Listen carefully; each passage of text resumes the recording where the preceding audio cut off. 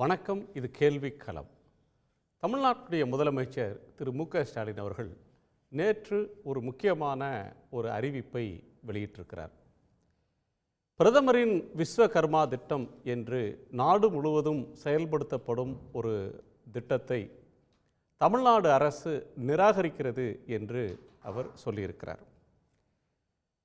அதற்கு அவர் சொல்லியிருக்கக்கூடிய காரணங்கள் மிக முக்கியமானவை. இந்த திட்டத்தை செயல்படுத்துவதற்கு ஒன்றிய அரசு கருத்துருவை அனுப்பியிருந்தது. அதிலே 3 திருத்தங்களை செய்ய வேண்டும் என்று தமிழ்நாடு அரசின் சார்பில் பிரதமரிடத்திலே நாங்கள் வலியுறுத்தினோம். ஒன்று, விண்ணப்பதாரருடைய குடும்பம் பாரம்பரியமாக குடும்ப அடிப்படையிலான வர்த்தகத்தில் ஈடுபட வேண்டிய கட்டாய தேவை என்பது நீக்கப்பட வேண்டும். அது மேண்டேட்ரி நீடு அப்படின்ற ஒன்று. அந்த குடும்பம் பரம்பரையாக இந்த தொழிலை செய்து வருகிறது என்பதற்கான நிபந்தனை நீக்கப்பட வேண்டும். அதற்கு பதிலாக எந்த தொழிலையும் செய்வதற்கு விரும்பக்கூடிய எந்த நபரும் இந்த திட்டத்தின் கீழ் பயன் பெறலாம் என்று அறிவியுங்கள் என்று நாங்கள் ஒரு முன்மொழிவை தந்தோம். இரண்டாவது, 18 வயதிலேயே ஒருவர் இந்த தொழிலுக்கு வந்துவிடலாம், விஸ்வகர்மா திட்டத்தின் கீழ் கடன் பெற்று மானியம் பெற்று தொழில் தொடங்கலாம் என்கிற அந்த குறைந்தபட்ச வயது வரம்பு என்பது ஏற்றுக்கொள்ள முடியாததாக இருக்கிறது. ஒருவர் குடும்ப வர்த்தகத்தை தொடர்வது, குடும்ப தொழிலை தொடர்வது என்று முடிவெடுத்து விட்டால் அந்த தொழிலை நன்கு அறிந்தவரும் அதில் விருப்பத்தோடு நான் விரும்பித்தான் இதை செய்கிறேன் என்று அவர் முடிவெடுப்பதற்கான வரம்பை 35 என்று மாற்ற வேண்டும். கிராமங்களிலே இந்த ஜாதியைச் சேர்ந்தவர்கள் தான் இந்த தொழிலை செய்கிறார்களா, இந்த தொழிலை யார் செய்கிறார்கள் என்பதை சரிபார்க்கக்கூடிய பொறுப்பு இப்போது பஞ்சாயத்து தலைவரிடம் இருக்கிறது. அதற்கு பதிலாக கிராம நிர்வாக அதிகாரியிடம் ஒப்படைக்க வேண்டும் என்ற நிபந்தனையை முன்வைத்தோம். அந்த மாற்றங்களை செய்ய அவர்கள் முன்வராத காரணத்தால் தமிழ்நாடு அரசு இந்த திட்டத்தை செய்யாது. ஜாதி அடிப்படையில் பாகுபாடு காட்டாத ஒரு புதிய திட்டத்தை கைவினைஞர்களுடைய முன்னேற்றத்திற்காக தமிழக அரசே வகுத்து செயல்படுத்தும் என்று அதை சொல்லியிருக்கிறார். இதற்கு தமிழக பாஜக தரப்பில் கண்டனமும் விமர்சனமும் எழுந்திருக்கிறது. தமிழ்நாடு அரசும் முதலமைச்சரும் எடுத்திருக்கக்கூடிய நிலைப்பாடு என்பது கொள்கை அடிப்படையிலானது. பாஜகவை உண்மையாக எதிர்ப்பது என்பது அவர்களோடு கூட்டு சேருவதில்லை என்று சொல்வது மட்டுமல்ல, மாறாக கொள்கை அடிப்படையில் பாஜக முன்னெடுக்கும் கொள்கையை தீர்க்கமாக எதிர்ப்பதில்தான் உண்மையான எதிர்ப்பு இருக்கிறது என்கிற கோணத்தில் சிலர் அந்த முடிவை வரவேற்கிறார்கள். பாரதிய ஜனதா அதை எதிர்க்கிறது. இது சார்ந்த பல்வேறு கருத்துக்களை நம்மோடு பகிர்ந்து கொள்வதற்காக திமுகவினுடைய செய்தி தொடர்பாளர் திரு சூர்யா கிருஷ்ணமூர்த்தி அவர்கள், அரசியல் விமர்சகர் வலதுசாரி திரு நித்யானந்தன் அவர்கள், அரசியல் ஆய்வாளர் திரு தமிழ் காமராசன் அவர்கள், பாஜகவினுடைய செய்தி தொடர்பாளர் திரு ஜி.கே. நாகராஜ் அவர்கள், திராவிடர் கழகத்தினுடைய துணை பொதுச் செயலாளர் வழக்கறிஞர் மதிவதனி அவர்கள். உங்கள் அனைவருக்கும் வணக்கம். நான் திரு ஜி.கே. நாகராஜ் அவர்களிருந்து கேட்கணும். ஜி.கே. நாகராஜ் இந்த திட்டத்தை கூர்மையாக தொடக்கத்திலிருந்து பார்த்தவர், ஆதரித்தவர், வரவேற்று கொண்டிருந்த ஒருவர்.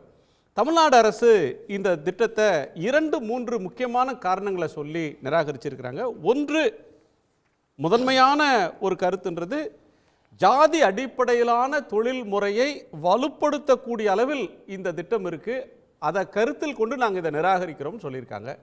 இதை ஏன் நீங்கள் எதிர்க்கிறீங்க, தமிழ்நாடு அரசினுடைய நிலைப்பாடு? இல்லை, அதில் அனைவருக்கும் வணக்கம். முதல்ல அனைத்து நண்பர்களுக்கும் முதல்ல, இது ஜாதி அடிப்படையில் எந்த இடத்துலையும் கேட்கப்படவில்லை அப்படிங்கிறத முதல்ல நான் ஆணித்தரமாக பதிவு செய்கிறேன். ஒரு தொழில் செய்கிறவங்க, உதாரணத்துக்கு நான் சொல்கிறேன், இப்போது பூமாலை தொடுப்போர் இருக்காங்க. அந்த பூமாலை தொடுக்கிறவங்களில் அனுபவம் பெற்றிருக்கிறார்களா? ஒன்று. மீன்வலை பின்றவங்க இருக்காங்க, சிற்பம் செய்வல் இருக்காங்க, அதே போல் பூட்டு தயாரிக்கிறவங்க இருக்காங்க. இது எல்லாம் அவர்கள் திறன் பெற்றிருக்க வேண்டும். திடீர்னு எனக்கு 1 லட்சம் ரூபா கொடுங்க, நான் ஒரு தொழில் செய்கிறேன் அப்படின்னு சொன்னால் அந்த தொழில் அவர்கள் சரியாக செய்ய முடியாது. ஆக இந்த தொழிலை செய்வதற்கான திறன் இருக்கிறதா என்கிறதான் அவங்க மேண்டேட்டரியாக கேட்டிருக்காங்களே ஒழிய, அப்படி இல்லைன்னு என்ன பண்ணுவாங்கன்னா அவர்களுக்கு பயிற்சி, அவர்கள் விரும்புகின்ற தொழிலில் பயிற்சி. இதை திமுக வழக்கம் போல தங்களுடைய அந்த பிரிவினைவாத கோஷத்தோடு எடுத்துக்கொண்டு மக்களிடம் சென்று இதை தவறாக முன்வைக்கிறதுங்கிறது ஒன்று. ரெண்டாவது, 36 வயசுக்கு மேற்பட்டவர்கள் அதை எப்படி நீங்க முடிவு பண்றீங்க? ஒரு 18 வயசு 21 வயசு திருமண வயசு இருக்கிறப்போ, ஒரு மேஜருக்கு உரிய தகுதி இருக்கிறப்போ, அது ஒரு அடிப்படை உரிமையை பாதிக்கின்ற விஷயம் இல்லையா? நான் இந்த தொழிலை செய்யணும் அப்படின்னு இது செய்யக்கூடாதுங்கிறது முடிவு செய்ய வேண்டியது அவங்க. அதை நீங்க எப்படி சொல்லலாம் இதை செய்யலாம் செய்யக்கூடாது அப்படிங்கிறது? முதலமைச்சருடைய மூன்றாவது கடிதத்திலேயே அந்த அறிக்கையில ஜித்தன் ராம் மஞ்சி அவர்களுக்கு, அது சிறு குறு தொழில்களுக்கான அமைச்சருக்கு எழுதின கடிதத்திலேயே விண்ணப்பதாரருடைய ஃபேமிலி குடும்பம் to be traditionally engaged in a family based traditional trade அப்படின்னு ஒரு கண்டிஷன் இருக்கு. traditionally engaged, பரம்பரையாக engaged in a family based traditional trade, குடும்பம் சார்ந்த ஒரு தொழில், அத குல தொழில் நம்ம சொல்லலாம்னு வச்சுக்கலாம். அது முதலமைச்சர் மாற்றி சொல்றீங்க, தொழில் செய்வதற்கு திறன் தான் பார்க்கப்படுதுன்னு சொல்றீங்க சார். இல்லைங்க, அது முதலமைச்சர் அனுப்பின கடிதத்தில் அது மாதிரி எழுதி இருக்கிறது. அப்ளிகேஷன் அது மாதிரி இல்லை. குடும்ப பாரம்பரியம் எல்லாம் கேட்கல. குரு சிஷ்யன், அதாவது அந்த தொழில் குறித்து அவர்களுக்கு ஏற்கனவே கற்றிருக்கிறார்களாங்கிறத பற்றி கேட்டிருக்காங்க ஒழிய குடும்ப பாரம்பரியம் என்றோ ஜாதி என்றோ எங்கும் குறிப்பிடப்படவில்லை.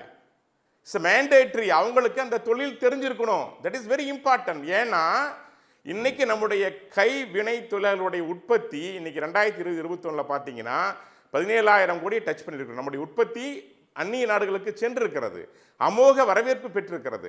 ஆக அதில் இன்னும் திறம்பட மேம்படுத்த வேண்டும் என்றால் அதில் திறமையை அதிகப்படுத்தணும். அந்நிய செலவாணி வருமானத்தை தர முடியும். தொழிலில் ஈடுபட்டிருக்கிறவங்களுக்கு ஒரு பெரிய ஸ்கேல்ல பெரிய பெரிய தொழில்களை ஊக்குவிக்கிறதுக்கு பெரிய லெவல்ல கடன் கொடுக்கிறது அப்படின்றது வேற, ஏற்றுமதி அதிகரிக்கிறதுன்றது வேற. முதலமைச்சர் வேண்டுகோள் வச்ச ஒன்று எதை ரிமூவ் பண்ணணும், எந்த மேண்டேட்டரி காசை ரிமூவ் பண்ணணும் அப்படின்னு கேட்டாங்கன்னா, applicants family to be traditionally engaged in a family based traditional trade அப்படின்றத மாற்றிவிட்டு எந்த நபர் வேண்டுமானாலும் எந்த தொழிலையும் செய்யலாம், அதற்கு இந்த திட்டத்தில் பணம் தரேன்னு சொல்லுங்கன்னு சொன்னாங்க சார். அதான் அப்படித்தான் சார் இருக்கு. நீங்க ஒரே ஒரு மேண்டேட்டரி என்னன்னா, நீங்க அந்த தொழில் தெரிஞ்சிருக்கணும் சார். ஒருத்தருக்கு பணம் தரோம், எதற்காக தரோம்? கைவினை கலைஞர்களை ஊக்குவிக்கிறது தரோம். அவங்க செய்யற தொழில் எதுவாக இருந்தாலும் சார். நீங்க இப்போ தமிழ்நாட்டில் தயவு செய்து நான் உங்களை கேட்குறேன், நீங்க இன்னைக்கு கோயம்புத்தூர் வாங்க, பல இடங்களுக்கு போங்க. அந்த காலம் போல இன்னைக்கு முடித்திருத்துவர் அந்த சமுதாயம் சார்ந்திருக்காரா? சலவை தொழில் செய்வோர் அந்த சமுதாயம் சார்ந்திருக்காரா? நீங்க தயவு செய்து மார்க்கெட்டை அனலைஸ் பண்ணிட்டு பேசுங்க சார். அது மாதிரி இல்லை. இன்னைக்கு நீங்களே எங்க திராவிட கட்சிகளே நீங்க சாதியை ஒழிச்சிங்க, சமூக நீதி கொண்டு வந்தீங்க. 70 ஆண்டு கால ஆட்சியில் நீங்க மாத்தலையா? நீங்க உன்னதை ஏத்துக்கிறீங்களா? நான் தான் கேட்கிறேன் சார். இன்னைக்கு மாறிடுச்சு சார். இன்னைக்கு கோயம்புத்தூர்ல நேச்சுரல்ஸ் அப்படிங்கிற ஒரு அழகு நிலையம் ஸ்பா நடத்துறவர் அவர் சொல்றாரு, இன்னைக்கு ஃபோன் பண்ணி கேட்டேன். இல்லை சார், அதெல்லாம் அந்த காலம். இன்னைக்கு இளைஞர்கள் பல்வேறு சமுதாயங்களிலிருந்து வராங்க, முடிதிருத்த தயாரா இருக்கிறாங்க. ஏன்னா ஒரு நாளைக்கு முடிதிருத்தினால் 3000 ரூபாய் கிடைக்குது, கௌரவத்தோடு அந்த தொழிலை செய்யறாங்க. இது நீங்க எப்படி நீங்க சாதி ரீதியை கொண்டு போறீங்க? உங்க நோக்கம் ரொம்ப தவறு சார். நீங்க இந்த திட்டம் பிஜேபியுடைய திட்டம் நேரடியாக மக்களை சென்றடைகிறது, மக்கள் பலன் பெறுகிறார்கள். ஏற்கனவே ஜன்தன் வங்கி கணக்கு யோஜனா மூலமாக ஏறக்குறைய 1,35,00,000 பேர் தமிழ்நாட்டில் பயன்பெற்றிருக்கிறார்கள். முத்ரா யோஜனா திட்டத்தின் மூலமாக ஏறக்குறைய 68% பெண்கள் 50 லட்சம் பேர் பயன்பெற்றிருக்கிறார்கள். உஜ்வாலா திட்டம் மூலமாக 40 லட்சம் பெண்கள் பயன்பெற்றிருக்கிறார்கள். மத்திய ஜல்சக்தி திட்டத்தின் உள்ள குடிநீர் இணைப்பானது திட்டத்தினால தமிழ்நாட்டு மக்கள் பயன்பெறாங்க அல்லது மக்கள் நேரடியாக பயன்பெற்று விடுவாங்க. அதனால அந்த கட்சிக்கு செல்வாக்கு வந்துவிடும், அதனால அதை தடுக்கிறோம், திமுக அரசு தடுக்கிறது அப்படின்னு சொல்ல வர்றீங்க. நான் ஸ்பெசிபிக்கா கேட்கறது, இந்த திட்டத்தை எதற்காக செயல்படுத்தணும்? இந்த அப்ஜெக்ஷன்ஸை இவங்க சொல்றாங்க. இதை செயல்படுத்தணும்ன்றதுக்கு ஏதேனும் நியாயமான காரணங்களை சொல்றாங்க. அவங்க ரைஸ் பண்ற கன்சர்ன்ஸ்க்கு அட்ரஸ் பண்ற மாதிரி நியாயமான காரணம் சொல்றேன் சார்.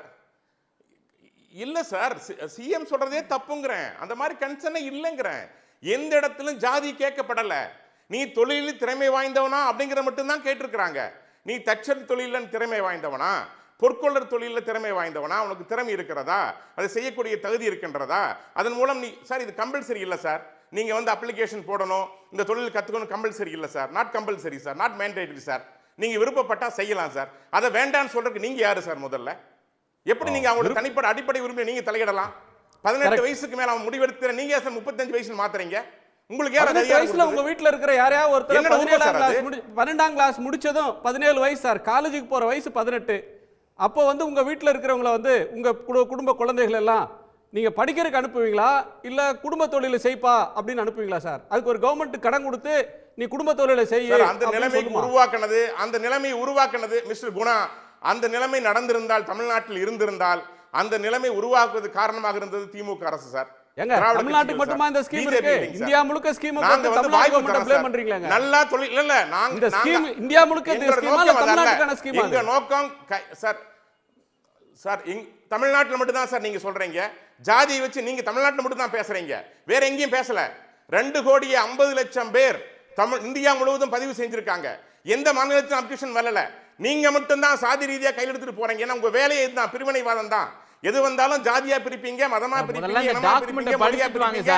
ஆரிய மாநிலங்கள்லாம் பிற்போக்குத்தனமா சிந்திக்கிறான் அப்படிங்கிறதுக்காக தமிழ்நாடு வந்து தன்னுடைய நூற்றாண்டு கால சமூக நீதி போராட்டத்தை தூக்கி எறிஞ்சிட்டு வந்து நிக்கணும்னு எந்த அவசியமும் கிடையாது.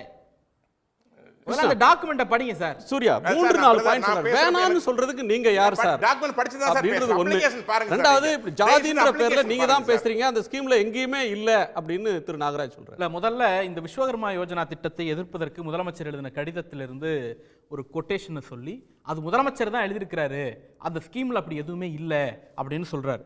அந்த ஸ்கீமுக்கான பாலிசி டாக்குமெண்ட் வெளியிடப்படுது. அந்த டாக்குமெண்ட்ல தகுதி, எலிஜிபிலிட்டி அப்படின்னு ஒரு கிரைட்டீரியா கொடுக்குறாங்க. அதில் என்ன சொல்றாங்க அப்படின்னா, the beneficiary should be engaged in family based traditional trade. இது ஒன்று. family based traditional trade மரபு வழியாக பரம்பரையாக குடும்ப தொழிலில் ஈடுபடக்கூடியவராக இருக்க வேண்டும். இது கிரைட்டீரியா ஒன்று. ரெண்டாவது, அவர் பரம்பரையா குடும்ப தொழில குலத்தொழில தான் ஈடுபடுறாருன்னு ஒரு கிராம பஞ்சாயத்து அலுவலர், கிராம பஞ்சாயத்து தலைவர் சர்டிபிகேட் கொடுக்கணும். 2. மூணாவது, இந்த ட்ரெடிஷனல் ஸ்கில்லையும் குரு சிஷ்ய மரபு படி அவர் பெற்றிருக்க வேண்டும். அப்பாட்ட கத்துக்கணும், இல்ல தாத்தாட்ட கத்துக்கணும், தாத்தாட்ட இருந்து கத்துக்கணும் இப்படிங்கிறது. இப்ப நான் என்ன கேக்குறேன், நம்பர் 1 நான் முடிச்சிரேன் சார். இதுல எங்க ஜாதி வருது? நான் முடிச்சிரேன். குடும்ப தொழில்ல ஜாதி எங்க வருது? இல்ல ஐ அம் ரிப்பீட்டிங். பிறகு நீங்க எக்ஸ்பிளைன் பண்ணுங்க. எங்க குடும்ப தொழில்ல எங்க ஜாதி வருது? ஏங்க நான் அதான் சொல்ல வரேன். இப்போ என்ன சொல்ல வரேன்னா, குடும்ப தொழில எங்க ஜாதி வருது அப்படின்னு கேட்டார்னா, தமிழ்நாடு இந்திய அளவிலான ஒரு 2000 ஆண்டு கால சமூக அரசியல் வரலாறு தெரியாத ஒரு குடும்பம் அவர்கிட்ட விவாதிக்க வேண்டிய கடமை எங்களுக்கு இருக்கு அப்படின்னு நினைச்சு நான் வெக்கப்படுறேன். சொல்லுங்க சார். என்னன்னா, உதாரணத்துக்கு இப்ப கோயில்ல பூஜை செய்யக்கூடிய என்ன சார் நீங்க சொல்றீங்க?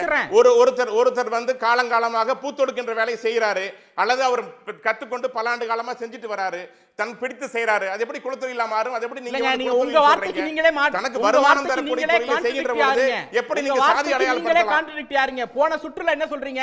போன சுற்றுல திறன் இருந்தா போறோம், ஒருத்தன் திறனோட வந்து சாதிங்கறீங்க அப்படிங்கறீங்க. குடும்ப தொழில்ல எடுத்து காட்டுன உடனே நீங்க வந்து 3 தலைமுறையா பூத்தொடுக்கறாரு, 4 தலைமுறையா பூத்தொடுக்கறாரு, காதுல பூத்துற வேலையில ஈடுபடுறீங்க. இல்ல ரெண்டு பேரும் ஒரே நேரத்துல பேசினா கேட்காது. ஒரு நிமிஷம் பாயிண்ட் சொல்லுங்க. அதுக்கு நேரடியா நான் சொல்ல வரது ஒரே ஒரு விஷயம். நான் ஒரு பதில் கொடுத்துறேன். சாதின்னு சொல்லப்பட்ட குடும்பம் அப்படிங்கிறது அவங்களுடைய திறமையை வெளிப்படுத்துகின்ற. நான் பேசி முடிச்சிடறேன் சார். சொல்லுங்க சார். குடும்பம் என்பது திறமையை வெளிப்படுத்துற என்ன திறமையை வெளிப்படுத்துற சாதிக்கான தொழில் செய்யுங்கன்னு சொல்லி இருக்கா சார்? நீங்க அதான் கேக்குறேன் சார். இந்த சாதியை ஜாதின்ற ஒரு வேர்ட் இருக்கா அப்படின்னு கேக்குறீங்க. ஜாதின்ற சொல்ல அதுல இருக்கான்னு கேக்குறீங்க. அவங்க செய்யற சொல்றீங்க ஜாதிக்கும் சம்பந்தம் இல்லையா? அதானே சொல்றீங்க. செருப்பு தைக்கிற தெளிவா சொல்றேன் சார். தொழில் இருக்கு. நீங்க சொல்ற விஸ்வகர்மா ஸ்கீம்ல காப்லர் இருக்கு சார், கூட முடியறவங்க இருக்காங்க, இப்படி பல முடிதிருக்கிறவங்க இருக்காங்க, செருப்பு தைக்கிற தொழில் இருக்கு அப்படின்னா அதுக்கும் ஜாதிக்கும் அவங்க குடும்பத்துக்கும் தொடர்பே இல்லையா? எல்லா ஜாதியும் அந்த தொழிலை செய்யறாங்களா இப்போ? ஆமா சார், மாறிடுச்சு சார். அத நான் சொல்ல வரேன். நானு அது நீங்க சொல்றது, நீங்க மாற்றாம இருந்தா உங்க தப்பு. அது நான் மாறிடுச்சுன்னு சொல்றேன்.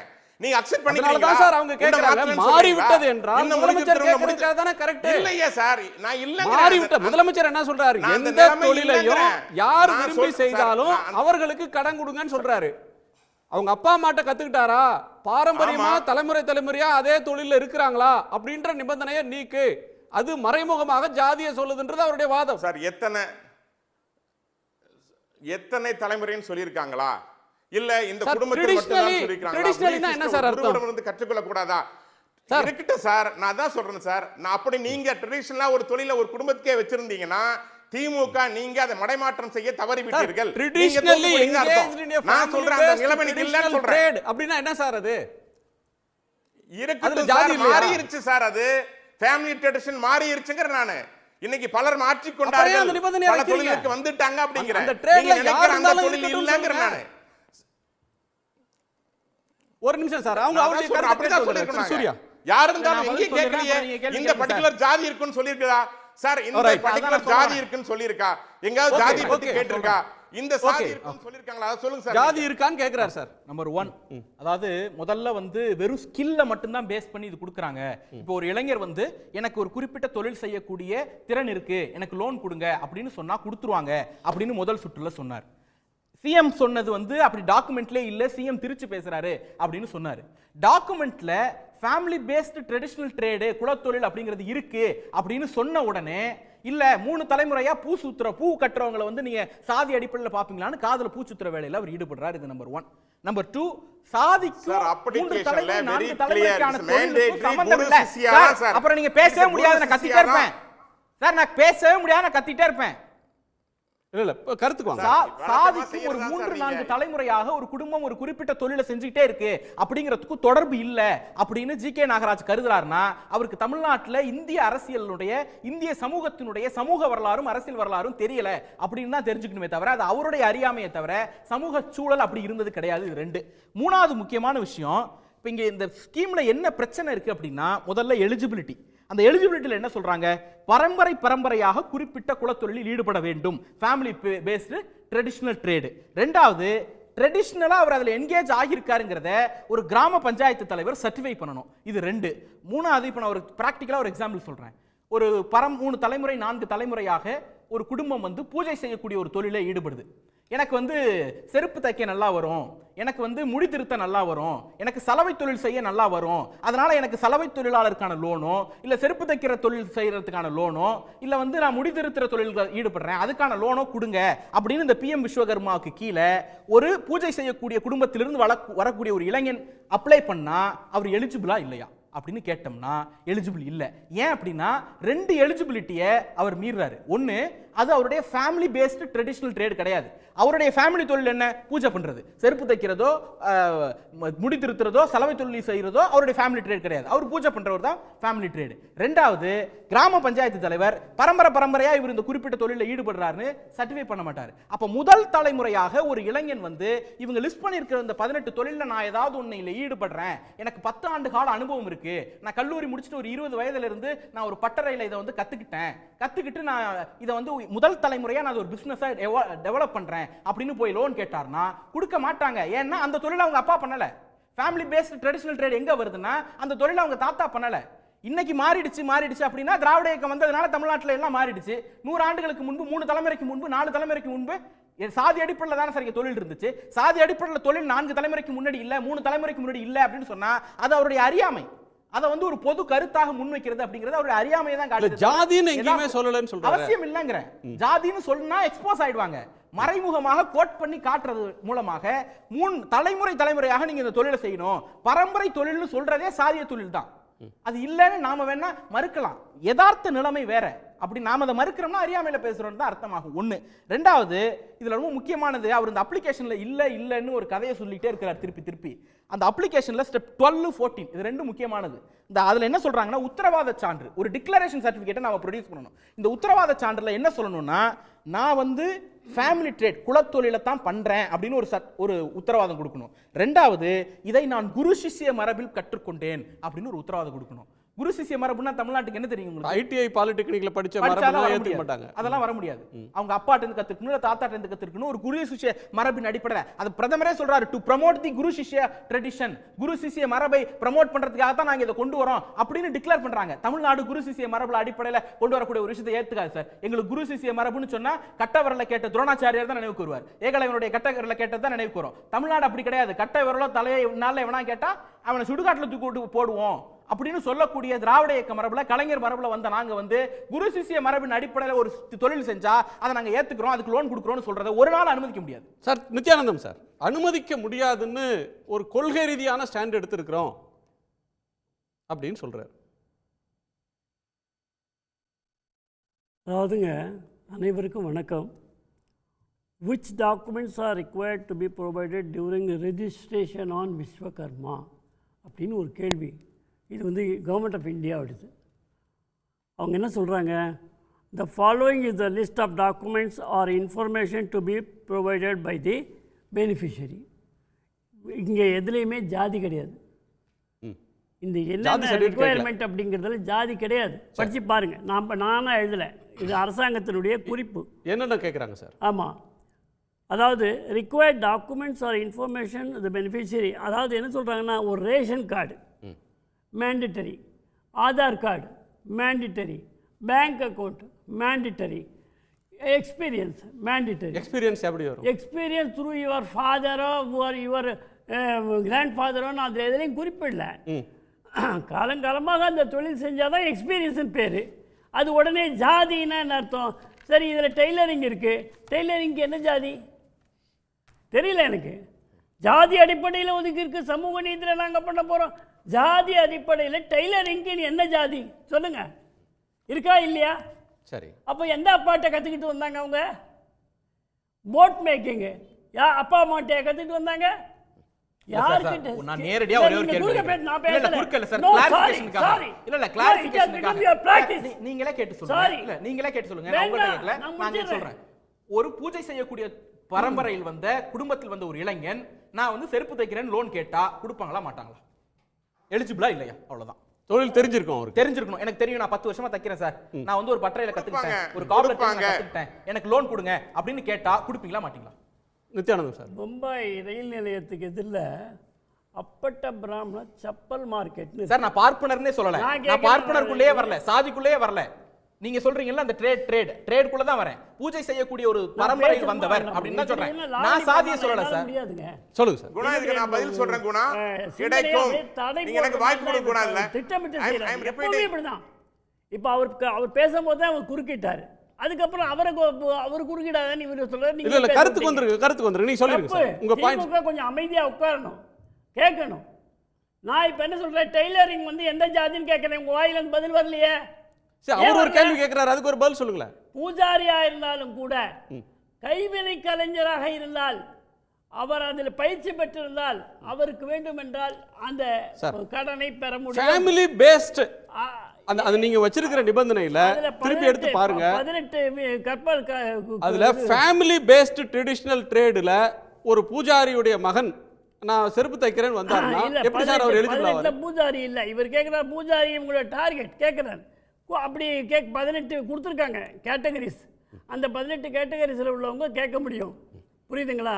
அதனால நீங்க எதையாவது ஒன்று சமூக நீதிங்கிற பேர்ல எதையாவது சொல்லணும்னு சொல்லிட்டு இருந்தீங்கன்னாக்க சார், ஒரு அரசாங்கம் ஒரு கமிட்டி போட்டு இன்னென்ன காரணத்தினால் நாங்கள் இதை எதிர்க்கிறோம் அப்படின்றாங்க. அதாவது ஒரு தொழிலை ஊக்குவிக்கிறதுனா நான் கேட்கிறேன் ஒரே பாயிண்ட். அவர் சிஎம் ஓட லெட்டர்ல இருக்கிற ரெண்டாவது சார், நீங்க பிரைம் மினிஸ்டருக்கு ஐயா ஒரு நிமிஷம், பிரைம் மினிஸ்டருக்கு 3 கோரிக்கை நாங்க ஸ்கீம் நிராகரிக்கிறோம்னு சொல்லல. அவங்க நாங்க சொல்ற 3 நீங்க ஏத்துக்குங்க, நான் இம்ப்ளிமெண்ட் பண்றோம்னு சொல்றாங்க. ஒன்று, அந்த traditional business family based traditional trade அப்படின்றத நீக்கிருங்க.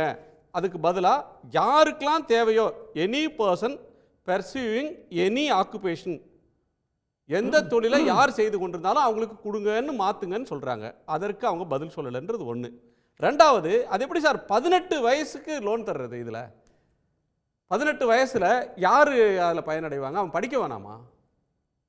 அப்புறம் அவர் கேட்குறாரு, அது அது அந்த அடுத்து விஏஓ சர்டிஃபிகேட் வாங்குங்க, பஞ்சாயத்து பிரசிடென்ட்டை போகாதீங்க, அதில் கேஷ் திரும்ப வருன்றாங்க. இதை திருத்துறதுல என்ன பிரச்சனை இருக்கு அரசாங்கத்துக்கு? நிர்வாக விஷயம், பேசி தீர்த்து கொள்ள வேண்டிய விஷயம் இல்ல சார்.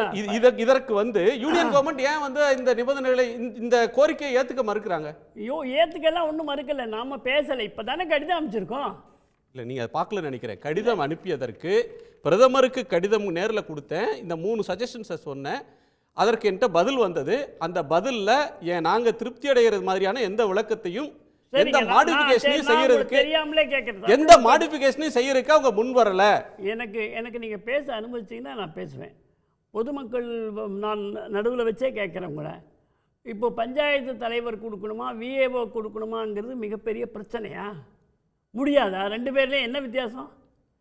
நான் கேட்குறேன், அவங்க பொறுப்பு வேற வச்சா இருக்கலாம்.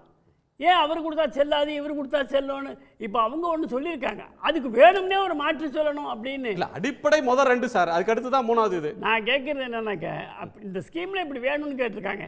சரி செய்வோம், அதில் என்ன தப்பு? செய்வோம் நீங்க சொல்றது இல்லை, கவர்மெண்ட் செய்வோம் சொல்லலை. சொல்லாது. ஏன்னா அந்த ஸ்கீமுக்கு அவங்க வந்து ஸ்டாம்ப் அடிக்கணும். என்ன ஸ்டாம்ப் அடிக்கணும்? இப்போ சமூக நீதிக்காக கைவினை மாடிஃபிகேஷன் கேட்குறாங்க. எந்த தொழிலை யார் செய்தாலும் அனுமதிங்க, கடனை கொடுங்க, நாங்கள் இம்ப்ளிமெண்ட் பண்ணுறோம்னு சொல்கிறாங்க. இல்லை ட்ரெடிஷ்னல் பிஸ்னஸ், ஃபேமிலி பிஸ்னஸ்ன்னு சொல்கிறீங்க. ஸ்கில் மேனேஜ்மெண்ட், ஸ்கில் எஜுகேஷன் சொல்லிட்டு இல்ல சார், இல்ல ஒன்றும் தெரியாது. வாய்ப்பு கொடுங்க, அது மாதிரி இல்ல. not like that. Middle like that. Skill கொடுக்குறாங்க, அப்புறம் ஹையர் ஸ்கில்னு கொடுக்குறாங்க. அப்போ அவங்களுக்கு 500 ரூபா மாதம் இன்சென்டிவ் கொடுக்குறாங்க, ஊக்கத்தொகை கொடுக்குறாங்க. புரியுதுங்களா? நீங்க வந்து நான் ஒரு கேட்குறேன் சார், இப்போ வந்து நீங்க வந்து ஜுவல்லரி பிஸ்னஸ்ல ஒருத்தங்க இருக்கிறாங்கன்னா, ஜுவல்லரி சார்ந்த தொழிலை கற்றுக் கொடுக்கிற சர்டிஃபிகேட் கோர்சஸ் ஐடிஐ இருக்கு, பாலிடெக்னிக் இருக்கு, அது கோர்சஸ் இருக்கு. இப்போ தோல் தொழில் இருக்குன்னா நீங்க வந்து நேஷனல் டிசைன் ஃபேஷன் டிசைன் காலேஜ்லயே டைலரிங் கோர்ஸும் கற்றுக் கொடுக்குறாங்க, ஷூ டிசைனும் கற்றுக் கொடுக்குறாங்க. அது மாதிரி ஒரு ப்ரொஃபஷனல் டிகிரியை வாங்கிட்டு வா அப்படின்னு கேட்டா அது வந்து ஒரு ஸ்கில்.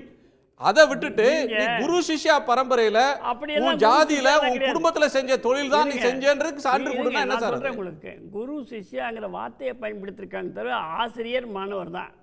குருன்னா ஆசிரியர், சிஷ்யன்னா மாணவர். இது அவங்க பாஷையில அவங்க சொல்லிருக்காங்க. நீங்க அது அவங்க பாஷைன்னா என்ன சார்? அது குரு சிஷ்யான்னா அவங்க பாஷைனா அவங்க ஹிந்தியிலையோ சமஸ்கிருதத்திலையோ அவங்களுக்கு சொன்ன பாஷையை சொல்லியிருக்காங்க. பிரதான் மந்திரின்னு சொல்கிற மாதிரி அது என்ன பாஷை? பிரதம மந்திரி தமிழ், அப்படி தான். முக்கியமந்திரின்னு சொல்லுவாங்க, அது அந்த பாஷை.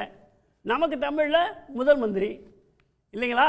அந்த மாதிரி குரு சிஷ்யாங்கிறத நீங்கள் உடனே அதை ரொம்ப தியரிட்டிக்கலாக வேர்டு லிட்ரலாக டிரான்ஸ்லேட் பண்ணுவேன் அப்படின்னு பண்ணிங்கன்னா கிடையாது. ஆசிரியர் மாணவ ஒத்துட்டு படிச்சிருந்தால் பயிற்சி பெற்றிருக்கணும். படிக்கிறதுங்கிறது படிப்பு பேப்பரும் பேனாவோ கம்ப்யூட்டரோ வச்சு மட்டும் இல்லை. இன்ஜினியரிங் காலேஜ் டிகிரியை ஏற்றுக்கிறது இல்லை, பாலிடெக்னிக் சர்டிஃபிகேட்டை ஏற்றுக்கிறது இல்லை, ஐடிஐயில் கொடுக்குற ட்ரேட் சர்டிஃபிகேட்டை ஏற்றுக்கொள்றது இல்லை. மாறாக ஃபேமிலி பிஸ்னஸ் செஞ்சாங்கன்றதுக்கு குரு சிஷ்யா கிடையாதுங்க. இந்த கிடையாது எப்படி சொல்றீங்க? டாக்குமெண்ட் காட்டுங்க. அதை தவிர நீங்க விஸ்வகர்மா போர்ட்டல் எடுங்க. நான் அதுதான் சொல்றேங்க, ஃபேமிலி பிசினஸ்னா அவங்களுக்கு பயிற்சி இருக்குங்கிறதுக்காக சொல்லிருக்காங்க. அதை தவிர ஸ்கில் மேனேஜ்மெண்ட் ஸ்கில் அவங்களுக்கு கொடுக்குறாங்க. ஃபேமிலியில் பயிற்சி உள்ளவனுக்கு ஸ்கில் எதுக்கு? ஃபேமிலி இல்லாமல் வெளியில இருந்து ஸ்கில் முடிச்சவங்களுக்கு சர்டிஃபிகேட் கொடுத்து அவங்களுக்கும் லோன் கொடுத்து இன்சென்டிவோட படிக்க வைக்கிறாங்க. ஆக இது வந்து 18 வயசு வேணுமா 35 வயசு வேணுமா? இது வந்து ஜாதியின் அடிப்படையில் இருக்கான்னா, நான் ஒரே கேள்வி ஆரம்பத்தில் கேட்டேன், தையல்காரர் எந்த ஜாதி? சரி, மதிவதனிட்ட மாதிரி 18 ஜாதி இருக்கு. ஓகே, அதுக்கு என்ன பதில் வச்சிருக்கீங்க? மதிவதனிட்ட கேட்போம். மதிவதனி, இந்த பிரச்சனையில தமிழ்நாட்டை தவிர மீதி எந்த ஸ்டேட்டுமே எதுக்கல, எல்லா ஸ்டேட்டும் ஏற்றுக்கொண்டுட்டாங்க. வேணான்னு சொல்றதுக்கு நீங்க யார்? ஒன்று, வேணான்னு சொல்றதுக்கு இந்த அரசாங்கம் யார்? ரெண்டாவது, ஏன் தமிழ்நாடு மட்டும் இதை எதிர்க்கிறது? பிஜேபியோட கேள்வி. தமிழ்நாடு மட்டும்தான் எதிர்க்கும், மற்ற மாநிலங்கள் எதிர்க்காது. குறிப்பாக வட இந்திய மாநிலங்கள் எதிர்க்க வாய்ப்பே கிடையாது. காரணம் என்னென்னா, தமிழ்நாட்டில் தான் தந்தை பெரியார் இருந்தார், தமிழ்நாட்டில் தான் குலக்கல்வி திட்ட எதிர்ப்பு போராட்டம் நடந்துச்சு, தமிழ்நாட்டில் தான் இன்றைக்கு இருக்கக்கூடிய பிரதமரை விட 100% குருகுல கல்வி குலக்கல்வி இருக்கணும்னு நினச்ச ராஜகோபாலாச்சாரியாரை வீட்டுக்கு அனுப்பணும். அதனால் தமிழ்நாடு எதிர்க்கும். தமிழ்நாடு எதிர்க்கக்கூடிய காரணம் சரியா தவறா, அதுதான் விவாத பொருளாக இருக்கணும்னு நான் நினைக்கிறேன். ஏன் அப்படின்னு கேட்டால், தமிழ்நாடு ஏன் எதிர்க்குது அப்படின்ற கேள்வினா அது நியாயம். தமிழ்நாடு மட்டும் ஏன் எதிர்க்குது அப்படின்ற கேள்வி சரியானது அல்ல. தமிழ்நாடு மட்டும்தான் எதிர்க்கும். நாங்கள் மட்டும்தான் எதிர்த்தோம். இன்றைக்கி தமிழ்நாடு உருப்பிட்டுருக்கு. சமூக நீதி இடஒதுக்கீடு நாங்கள் தான் கேட்டோம். இன்றைக்கி இந்தியாவிலேயே 69% இடஒதுக்கீடு தமிழ்நாட்டில் தான் இருக்குது. தமிழ்நாடு மட்டும்தான் பிஜேபி வரக்கூடாதுன்னு நினச்சிச்சு, அதனால தான் தமிழ்நாட்டில் மதக்கலவரம் கம்மியாக இருக்குது. தமிழ்நாடு மட்டும்தான் ஆர்எஸ்எஸ்ஸை பற்றிய புரிதலோடு ஆர்எஸ்எஸ்ஸை வளர விட மாட்டோன்னு உறுதியாக நின்னோம். அதனால் தமிழ்நாடு இஸ்லாமிய வெறுப்பில்லாத, மத வெறுப்பில்லாத அமைதியான மாநிலமாக இருக்குது. அந்த வகையில் இதை நாங்கள் ஏன் எதிர்க்கிறோம் அப்படின்ற காரணத்தை நான் சொல்கிறேன். நித்யானந்தம் அவர்களும் ஜி.கே. நாகராஜ் அவர்களும் பேசுவீங்கன்றதுனால முன்னெச்சரிக்கைக்காக சொன்னேன் சார். இவங்க 2 பேரும் வந்து நிறைய சொன்னாங்க இல்லையா? அவங்க சொன்ன 2மே ஒருவேளை அவர்கள் பிரதமர் ஆனால் என்ன திட்டம் கொண்டு வருவாங்கன்றதை பற்றி தான் இவ்வளோ நேரம் பேசிக்கிட்டு இருந்தாங்கன்னு நான் நினைக்கிறேன். அந்த அப்ளிகேஷன் ஃபார்ம்லையோ இல்லை வெப்சைட்லையோ போர்ட்டல்லையோ அல்ல பிரதமர் என்ன சொன்னாரோ அதை பற்றி அவங்க பேசலை. ஏன்னா பிரதமரே ஒத்துக்கிறாரு, நாங்கள் வந்து குரு சிஷ்யான்னு சொன்னது குரு சிஷ்ய பரம்பரை தான், விஸ்வகர்மா அப்படின்னு நாங்கள் சொன்னது இதை தான் அப்படின்னு அந்த போர்ட்டல்லையும் இருக்குது, ஆங்கிலத்தில் இருக்கிறது, அவர்களுக்கு பிடித்தமான ஹிந்தியிலும் இருக்கிறது. எதுல வாய்ப்பு இருக்கோ அதுல போய் தேடி படிக்கலாம். குரு சிஷ்யனாலே ஆசிரியர் மாணவர் தான் அர்த்தம்ங்கற நித்யானந்தம். ஆமா, தமிழ்நாட்டுல குரு சிஷ்யான்னு சொல்ல முடியாத, ஆசிரியர் மாணவர்னு ஏத்துக்கணும். இப்ப இன்னொரு கேள்வி என்னன்னா, ஒருவேளை இவங்க சொல்ற மாதிரியே குரு சிஷ்யானா ஆசிரியர் மாணவர் தான் அப்படின்னா, நீங்க ஒரு சரியான கேள்வி கேட்டீங்க இல்லையா, கல்லூரியிலையோ பல்கலைக்கழகத்திலையோ அதுக்கு போயிட்டு ஒரு டிகிரி வாங்கிட்டு வந்தா அது ஆசிரியர் மாணவன். அதை தாண்டி ஒரு 18 வயசு பையன் எனக்கு வந்து டெய்லரிங் கற்றுக்க ஆசை இருக்குது அப்படின்னு சொல்லி யாரோ ஒரு டெய்லர் கிட்ட போயிட்டு டெய்லரிங்கை கற்றுக்கிட்டு வந்தாருன்னா அவருக்கு இந்த திட்டம் மூலமாக கடன் கொடுப்போம் அப்படின்னு பிரதமர் மோடி சொல்லலை. அதுக்காக தான் அடுத்த வரியில் ரொம்ப தெளிவாக அவங்க என்ன சொல்கிறாங்கன்னா, ஃபேமிலி பேஸ்டு ட்ரெடிஷ்னல் ஸ்கில்ன்றாங்க. இப்போ இந்த ஃபேமிலி பேஸ்டில் எங்கே ஜாதி வருதுன்னு கேட்குறாங்க இல்லையா, அந்த ஃபேமிலி பேஸில் எங்கே ஜாதி வருதுன்னா, நான் நிறைய வெளியே இருந்தெல்லாம் சொல்லலை, இந்த 18 தொழில்களை மையப்படுத்தி அவங்க கொடுத்துருக்க போர்ட்டலில் இவங்களோட வெப்சைட்லேயே ரொம்ப தெளிவாக பார்பர் அப்படின்னு போட்டு ப்ராக்கெட்டில் போட்டிருக்காங்க ஒரு வார்த்தை, அதுக்கடுத்து வாஷர்மேன்னு போட்டு ப்ராக்கெட்டில் டோபின்னு போட்டிருக்காங்க. ஏன் இதை பார்த்து மற்ற மாநிலங்கள் இது ஜாதி ரீதியாக இருக்குது அப்படின்னு கண்டுபிடிக்க முடியலன்னு கேட்டால், இன்னைக்கு வரைக்கும் அந்தந்த தொழிலை அந்தந்த ஜாதி தான் மற்ற மாநிலங்களில் பண்ணிட்டு இருக்காங்க. ஆனால் தமிழ்நாட்டை பொறுத்த வரைக்கும் ஒரு 2 தலைமுறைகளாக யார் என்னன்னே கண்டுபிடிக்க முடியாத அளவிற்கு மலமல்லக்கூடிய தொழிலாளருடைய பிள்ளைகள் எல்லாம் மருத்துவராக மாறி நிற்கிறது தமிழ்நாட்டில் தான். எங்கள் அப்பா மலமல்லக்கூடிய தொழிலாளி, நான் வந்து இன்னைக்கு ஏஐயுடைய ரோபோட்டிக்ஸ் இன்ஜினியராக இருக்கேன்னு சொல்கிறது தமிழ்நாட்டில் தான். அப்போ தமிழ்நாட்டில் வந்துட்டு நீங்கள் ஆசிரியர் மாணவர்னு சொன்னாலும் சரி, குரு சிஷ்யான்னு சொன்னாலும் சரி, எந்த அடிப்படையில் டோபின்ற வார்த்தையை, நாயின்ற வார்த்தையை, பார்பர்ன்ற வார்த்தையை, துணி துவைக்கிற சலவை தொழிலாளின்ற வார்த்தையை, செருப்பு தைக்கிறன்ற வார்த்தையை, எவ்வளவு சக்கரை உருண்டை கொண்டு வந்து நீங்கள் விஷத்தை கொடுத்தாலும் தமிழ்நாடு ஏற்றுக்காது. நான் ஒரே ஒரு சாதாரணமான கேள்வி கேட்குறேன், இது என்ன சார் தொழிலை போயிட்டு ஒரு பிரதமர் வந்து முன்னேற்றக்கூடாதான்ற கேள்வி வருதுல்ல. சாதாரணமாக நம்ம தெருவில் போகிறப்ப செருப்பு தைக்கக்கூடிய ஒரு சகோதரர் உட்கார்ந்துருக்காரு, இன்னொரு பக்கம் ஒரு பெரிய ஷூ ஷோரூம் இருக்குன்னு வச்சுக்கோங்க. இந்த ஷூ ஷோரூம் வச்சிருக்கக்கூடிய மிகப்பெரிய பணக்காரரை அல்லது மிகப்பெரிய நிறுவனரை நம்ம ரொம்ப மரியாதையாக பார்ப்போம், மரியாதையாக நடத்துவோம், அவங்களும் நம்மளை அப்படி நடத்துவாங்க. எத்தனை பேர் பேசக்கூடியவங்களா இருக்கட்டும் இல்லை யாராக இருக்கட்டும், செருப்பு தைக்கக்கூடிய ஒரு சகோதரரை அப்படியே பெரிய அளவில் மரியாதையுடைய தோரணையில் பார்க்கக்கூடிய மக்கள் இந்தியாவில் வளர்ந்து விட்டார்களா? அந்த அளவிற்கு ஜாதி இல்லைன்ற கண்ணோட்டத்தோடு இவங்க வளர்ந்துட்டாங்களா? துணி துவைக்கிறவங்கள இன்னைக்கு வரைக்கும் எத்தனை கிராமங்களில் இந்தியா முழுக்க நான் சொல்கிறேன், வீட்டுக்கு வெளியவே நிற்க வச்சு வீதிகளில் நிற்க வச்சு அனுப்பக்கூடிய கொடுமை இருக்குன்றது பேசக்கூடியவங்களுக்கு தெரியுமா? அப்போ அவங்களுக்கு என் பிள்ளை இந்த வேலையை பார்த்துடக்கூடாது, என்னோடது போயிடட்டும், இவங்க சொல்லக்கூடிய எதுவுமே புனிதமான வேலைகள் கிடையாது. கோவிலுக்கு போயிட்டு பூஜை பண்ணிட்டு பூவை எடுத்து மாலை போட்டுட்டு அங்கே உண்டியலை வெளியே வச்சுக்கிட்டு நோகாமல் வரக்கூடிய வேலைகள் இல்லை இந்த 18 வேலையும். 18 வேலையுமே கஷ்டப்பட்டு வியர்வை சிந்தி இழி தொழிலாக அவங்க ஒரு காரணத்துல அவங்க ஒரு காலத்துல நினைச்சு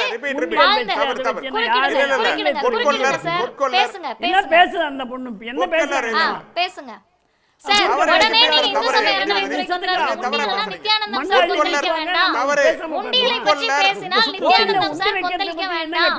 நீங்க என்ன வேணாலும் தலைப்புக்கு வாங்க, நீங்க தலைப்புக்கு வாங்க சார், உண்டியல் பக்கம் தலைப்புக்கு வாங்க சார். அறநிலையத்துறை எடுத்து போது தெரியலனா போய் கேட்கணும். ஆமா, உண்டியல் வச்சு அக்கவுண்ட் பண்றோம், ஐயர் தட்டுல வாங்கி அக்கவுண்ட் இல்லாம கொடுக்கறாங்க சொன்னா அப்படி போனா சார் நீங்க மதுவதனி ஸ்பெசிஃபிக்கா உண்டியல்ல போடுறது அதுக்கு அக்கவுண்ட் கிடையாது சார், அதுக்கு அக்கவுண்ட் கிடையாது சார், அதுக்கு அக்கவுண்ட் கிடையாது சார், உண்டியல் வச்சு அக்கவுண்ட் உண்டு சார். கொள்ளை அடிக்கிறதுல பீச் இருக்கும் சார், சிதம்பரம் கோயில கொள்ளை அடிக்கிறது யாரும் பேசுவோமா? ஒரு நிமிஷம் அவங்க ஒரு நிமிஷம் சார் ஒரு நிமிஷம் மதுவதனிட்ட கேட்டுறேன். மதுவதனி ஒரு நிமிஷம், வெளியூர்ல இருந்து பேசுறீங்க. ஒரு பாயிண்ட் திரு ஜி.கே. நாகராஜ் சொல்ற ஒரு ஆர்குமெண்ட்லதே வர. அவர் என்ன சொல்றார், தொழில் செய்யறதுக்கு திறன் இருக்கான்னு மட்டும் தான் பார்க்கறாங்க, ஜாதியை எங்கேயும் பார்க்கல. அது பாயிண்ட் நம்பர் 1. ரெண்டாவது, பிஜேபிக்கு செல்வாக்கு இந்த மாதிரி ஸ்கீம்ஸ் போட்டு மக்கள்கிட்ட செல்வாக்கு வர்றதுனால அவங்களுக்கு செல்வாக்கு வந்துடக்கூடாதுன்றதுக்காக பொய்யான காரணத்தை சொல்லி இந்த திட்டங்களை தடுக்கிறது. மூணாவது, அவங்க தொழிலை அவங்க செய்கிறாங்கப்பா, உங்களுக்கு என்ன, நீங்கள் வேணான்னு சொல்கிறதுக்கு நீங்கள் யார்? கவர்மெண்ட் யார்? இந்த மூணுக்கும் உங்கள் பதில் என்ன? இந்த மூணுல நான் கடைசி கேள்வியிலேருந்து போகிறேன். அவங்க தொழிலை அவங்க பண்ணுறாங்க, கவர்மெண்ட்டுக்கு எதுக்கு இந்த கவலை அப்படின்னு கேட்குறாங்கல்ல. அதில் வந்து நாங்கள் ரொம்ப நேர் எதிராக இருக்கோம். காரணம் என்னென்னா, அவங்க வேலையை அவங்க பார்த்துட்டு போட்டுமே அப்படின்னு ஒரு 100 வருஷத்துக்கு முன்னாடி நாங்கள் விட்டுருந்தோம்னா தமிழ்நாட்டில் இத்தனை படித்த பட்டதாரிகள் உருவாயிருக்க மாட்டாங்க. குலக்கல்வி திட்டத்தை கொண்டு வந்தப்ப ராஜகோபாலாச்சாரியார் சொன்னார், சலவை தொழில் செய்கிறவங்கெல்லாம் படிச்சிட்டிங்கன்னா என்ன பண்ணுறது, சலவை தொழில் செய்கிறவங்க பிள்ளை சலவை தொழில் தான் பார்க்கணும்னு சொன்னார். அந்த நிலைமையிலேயே இன்றைக்கி விட்டுருந்தோம்னா தமிழ்நாட்டில் சலவை தொழில் செய்கிறவங்களோட பிள்ளை இந்த அளவுக்கு வந்திருக்க முடியாது. அப்போ நீ ஏதோ ஒரு வேலையை பார்த்துட்டு போ, நான் பாட்டு கவர்மெண்ட்டை நடத்துகிறேன்னு குஜராத் மாதிரி உத்தரப்பிரதேசம் மாதிரி தமிழ்நாடு இருக்க முடியாது. ஏன், என்ன காரணம்னு கேட்டிங்கன்னா, ரெண்டாவது நீங்கள் கேட்ட கேள்வி, 18 வயது நிரம்பிய ஒரு குழந்தை, அது 18 வயதுனா குழந்தை சட்டப்படி, அவங்க கிட்ட இப்போ என்னவே எடுத்துக்கோங்க, இல்லை பேசக்கூடிய யாருனாலும் சூர்யா அவர்களாக இருக்கட்டும் அல்லது அண்ணன் தமிழ் காமராசனாக இருக்கட்டும், ஏன்னா மற்றவங்கள பற்றி பேசினா சார் கொந்தளிப்பார், நான் எங்களையே சொல்கிறேன். சின்ன வயசில் எங்களை போன்றவர்கள் இருக்கிறப்ப ஏதாவது ஒரு விஷயத்தை பார்க்குறப்ப அதை செய்யணுன்ற ஆர்வம் வரும். திடீர்னு இப்போ எங்கள் வீட்டிலே இருக்கிற குழந்தைங்க, நான் பக்கத்து வீட்டு குழந்தைங்கலாம் கிண்டலாக பேசி கேட்டிருக்கேன், பானிபூரி கடை வைப்போமா, ஃப்ரைட் ரைஸ் கடை வைப்போமா, சாக்லேட் கடை வைப்போமா, வேஃபில் கடை வைக்கமான்னு பேசுவோம். இது வந்து அந்த குழந்தைகளுடைய இயல்பு, ஏதாவது ஒன்று செய்யணும் அப்படின்னு சொல்லி. ஏன்னா அந்த 18 வயசு அப்படின்றது சீக்கிரமாக நம்ம கையில் காசு இருந்தால் நல்லா இருக்குமே அப்படின்னு நினைக்கக்கூடிய வயசு.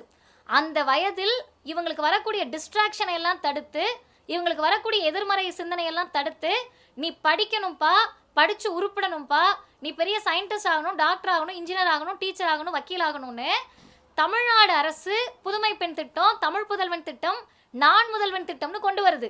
அதுலேயும் குறிப்பாக பார்த்தீங்கன்னா, மீனவர் வீட்டு பிள்ளை மீனவர் வேலை பார்க்கணும்னு சொல்லக்கூடியது விஸ்வகர்மா யோஜனா. இவங்க இல்லைன்றாங்க. ஃபேமிலி பேஸ்டுன்ற வார்த்தைக்கு கடைசி வரைக்கும் அவங்க 2 பேரும் அர்த்தம் சொல்லலை. ஜாதி எங்கே வருதுன்னு கேட்டால் ஃபேமிலி பேஸ்டுன்ற வார்த்தையில் வருது. அப்போ இன்னைக்கு நான் முதல்வன் திட்டத்தில் மீனவ குடும்பத்தில் படித்த குழந்தை இங்கிலாந்து போயிட்டு வந்து எங்கள் கிராமத்திலேயே மீனவ குடும்பத்தில் பிறந்து முதல் முறையாக ஃப்ளைட்டில் பறந்து இங்கிலாந்து போகிறது நான் தான் பேசுது. அதனால தமிழ்நாடு அரசு, தமிழ்நாடு கவர்மெண்ட், நீ உன் வேலையை பாரு, நான் பாட்டு என் வேலையை பார்க்குறேன்னு பார்க்க முடியாது. அதுக்கடுத்து நீங்கள் கேட்ட முதல் கேள்வி, இந்த ஜாதி அப்படின்றது எங்கே வருதுன்னு சொல்லுங்கன்னு கேட்குறாங்கல்ல. ஜாதி எங்கெல்லாம் வருது அப்படின்றதுக்கு நாங்கள் சொல்கிறோம். செருப்பு தைக்கக்கூடிய தொழில் அப்படின்றது இன்னைக்கு இருக்கக்கூடிய ஓபிசி எஃப்சியில் எத்தனை பேர் எங்க வாங்க வாங்க நம்மளாம் செருப்பு தைக்க போகலாம் அப்படின்னு போகிறதுக்கு தயாராக இருக்காங்க, இல்லை எத்தனை பேர் அதை ஸ்கில் பேஸ்டாக கற்றுட்டு இருக்காங்க. பூ கட்டக்கூடிய வேலையை இவங்க சொல்கிறாங்க. குழந்தைங்க 18 வயசில் நான் பூ கட்டி சம்பாதிச்சுக்கிறேன்னு போயிடுறாங்கன்னே வச்சுப்போம். இவங்க பேச்சுக்கு இவங்கெல்லாம் வந்து பரம்பரையெல்லாம் இல்லை, ஏதோ ஒரு ஆசிரியர்கிட்ட கற்றுக்கிட்டு போகிறாங்கன்னே வச்சுப்போம். 18 வயசில் ஒரு குழந்தைய கல்லூரியிலிருந்து, அதாவது படிப்பிலிருந்து நீங்கள் அப்படியே பிடுங்கி வேற பக்கம் தூக்கி போட்டிங்கன்னா திரும்ப படிப்பு மேலே அக்கறை வருமா? அல்லது இதே பிரதமர் மோடி கொடுக்குற 1 லட்சம் 2 லட்சம் கடனை வச்சுக்கிட்டு அந்த குழந்தைங்க அவங்க வாழ்க்கை ஃபுல்லாக ஓட்டிட முடியுமா? ஒருவேளை அவங்க கொடுக்குற கடனை வச்சு நாங்கள் ரொம்ப பெரிய ஆளாக இருக்கோம்னு நினச்சா கூட 35 வயசுக்கு மேலே ஐயையோ நம்ம படிப்பு போயிடுச்சேன்ற அக்கறையோ ஆர்வமோ வந்தால் திரும்ப படிக்கிறக்கூடிய இந்த எஜுகேஷனல் சிஸ்டம்குள்ளே அவங்களால வர முடியுமா? அப்போ 18 வயசு அப்படின்றது ஒரு குழந்தை பருவத்தில் அந்த குழந்தைக்கு எது சரி எது தவறு என்று சொல்ல வேண்டிய கடமை பெற்றோர்களுக்கு எவ்வளவு இருக்கோ அதை விட ஒரு படி மேலாக அதை ஆளக்கூடிய மாநில அரசுக்கு இருக்கு. வட இந்திய மாநிலத்தில் அந்த அரசுகளுக்கு அக்கறை இல்லாம நீ 18 வயசுல போய் கடன் வாங்க படின்னு சொன்னா தமிழ்நாடு அரசும் அதையே சொல்ல வேண்டும் என்று எதிர்பார்க்க முடியாது. காரணம் இது தமிழ்நாடு. நான் தொடர்ந்து பேசலாமா? 18 வயசுங்கிறது குழந்தை கிடையாது. 18 வயசுங்கிறது திருமணத்தையே நிர்ணயிக்கக்கூடிய வயதாக இருந்தது. சார் சட்டம் தெரியுமா உங்களுக்கு? 18 வயது நிரம்பாதவர்கள் யாரு சார் சொல்லுங்க? புரியுதுங்களா? சட்டப்படி குழந்தைகள் யாரு சொல்லுங்க? பாடப்படிப்பை விட்டு உங்களுடைய மூதாதையர்கள் செய்த சட்டத்திலையும் நிபுணத்துவம் பெற்றிருக்கீங்க, நீங்க ஜோசியத்திலையும் நிபுணத்துவம் பெற்றிருக்கீங்க, எல்லாத்துலயும் நிபுணத்துவத்தோட உட்கார்ந்தீங்கன்னா 18 வயசு கல்லூரியிலே படியுங்கள் என்று சொல்கிறார்கள். மிச்சம் இருக்கின்ற நேரம் வேறு தொழில் செய்யக்கூடாது, வேறு தொழில் செய்தால், அதாவது படித்தால் உங்களுக்கு கடன் இல்லை என்று எங்குமே சொல்லவில்லை. இது முக்கியமான விஷயம். அடிக்கடி இந்த கடனே தொழில் செய்யறதுக்கு தானே சார். 18 வயசுல கடன் கொடுக்கறதே தொழில் பண்றதுக்கு தானே இந்த மானியமும் கடன் கொடுக்கறாங்க. தொழில் பண்றதுக்கு அவங்க படிச்ச பின்னால தானே அந்த படிக்கிறாங்க. எங்க படிக்கிறாங்க? 17க்கு பிறகு படிக்கிறது தடை இருக்கா இதுல? இதுக்கு தான் லோன் கொடுப்போம் சொல்லி படிக்கிறவங்களுக்கு லோன் இல்லைன்னு சொல்லிருக்கா? முதலமைச்சர் என்ன சொல்றாரு? 35 வயசா இதை மாத்துங்க, நீங்க இந்த ஸ்கீமே கூட இம்ப்ளிமெண்ட் பண்ணுங்க, நான் விரும்புறவங்க அவனுடைய அனுபவத்துல அறிவுல செய்துட்டு போட்டோம். விஸ்வகர்மாவுல உள்ள கடனை விஸ்வகர்மாவுடைய மினிமம் படிக்க வேண்டாம் எங்காவது சொல்லிருக்கா? இல்ல சார், விஸ்வகர்மா ஸ்கீம்ல கடன் வாங்குறதுக்கு மானியம் வாங்குறதுக்கு மினிமம் எலிஜிபிலிட்டி ஏஜ் அப்படின்றது 18 இருக்கு. ஆமா, 18. அத 35ன்னு தளர்த்திக்கங்க அப்படின்றார் சிஎம். ஒத்துக்க முடியாதுன்றாங்க. இல்ல 18 வயசுல ஒருத்தர் வந்து ஒரு தொழில ஆரம்பிக்கிற என்டர்பிரைனரா வரேன்னு சொன்னா நீங்க வேணாம்னு முடக்குவீங்களா? ஏன் சார், அவன் இன்ஜினியரிங் படிச்சுட்டு ஒரு ஆமா, கெமிக்கல் இன்ஜினியரா ஐஐடி போக வேண்டிய ஆளை கூட்டு வந்து நீங்க வந்து செருப்பு தைக்கிற தொழில 18 வயசுல என்ன டெக்னாலஜி அவர் கத்துக்கணும் பண்ண போறாரு? சொல்றேன், தமிழ்நாட்டு மக்களை முட்டாள்களாக்கிறதுக்காக இந்த திராவிட கழகங்கள்லாம் இந்த மாதிரி செய்யுது. பெரியார் வந்து என்ன சொல்றாரு? பெரியார் சொன்னதுபடி இவங்க சொல்றாங்க பெரியார் செஞ்சாருன்னு. ராஜாஜி அவர்கள் குலக்கல்வின்னு எதையுமே கொண்டு வரல, காலங்காலமாக சொல்லிக்கிட்டு இருக்கிறாங்க. இப்போ ஒரு எடுத்துக்காட்டுக்கு ஒரு 30,000 பள்ளிக்கூடம் இருக்கு, ஆனால் மாணவர்கள் அந்த 30,000 பள்ளிக்கூடத்தில் படிக்க முடியல, அதை விட அதிகமான மாணவர்கள் இருக்கிறார்கள். அப்போ தான் இந்த ஷிஃப்ட் சிஸ்டம் 7லேருந்து 1, 2லேருந்து 5 அப்படின்னு ஷிஃப்ட் சிஸ்டம் வந்தது பாருங்க. காலையில் அரை நாள், மாலையில் அரை நாள், 2 பகுதியாக மாணவர்கள் படிக்க வேண்டும். அப்பொழுது அந்த கட்டிடம் போதுமானது, அந்த ஆசிரியர்களுக்கு கொஞ்சம் கூடுதல் சம்பளம் கொடுத்தாலும் அனைத்து சிறுவர்களும் படிக்கலாம் என்று சொன்னார்கள். அப்பொழுது ஒரு கேள்வி எழுப்பப்பட்டது, அந்த அரை நாளிலே அவர்கள் என்ன செய்வார்கள் என்று. அரை நாளிலே அவர்களுடைய பெற்றோர்களுக்கு உதவி செய்யட்டும் அப்படின்னு தான் ராஜாஜி சொன்னார். அது ஒரு குலக்கல்வின்னு சொன்னால் தப்பே கிடையாது. ஏன்னாக்க இன்றைக்கு ஒரு அரசியல்வாதியாக வெற்றி பெற்றவருடைய குடும்பம் முழுக்க அரசியல்வாதி குடும்பமா இருக்கிறது. ஒரு திரைப்படத்தில் வெற்றி பெற்றவருடைய குடும்பம் முழுக்க திரைப்பட குடும்பமாக இருக்கிறது. காசு வரும் சொன்னா எல்லாம் குலக்கல்விதான், அரசியலும் குலக்கல்விதான், தமிழ்நாட்டு குடும்பமும் குலக்கல்விதான். இல்ல மறுப்பாங்களா அவங்க? இதே பெரியாரு, இதே பெரியாரு யாராவது சமூக நீதிங்கிற பேர்ல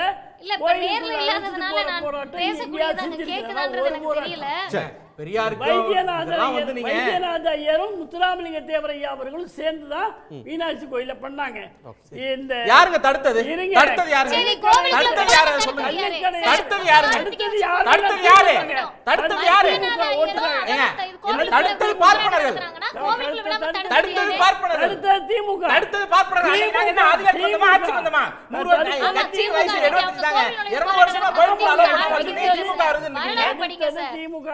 உங்க அப்பாவும் உங்க தாத்தாவும்.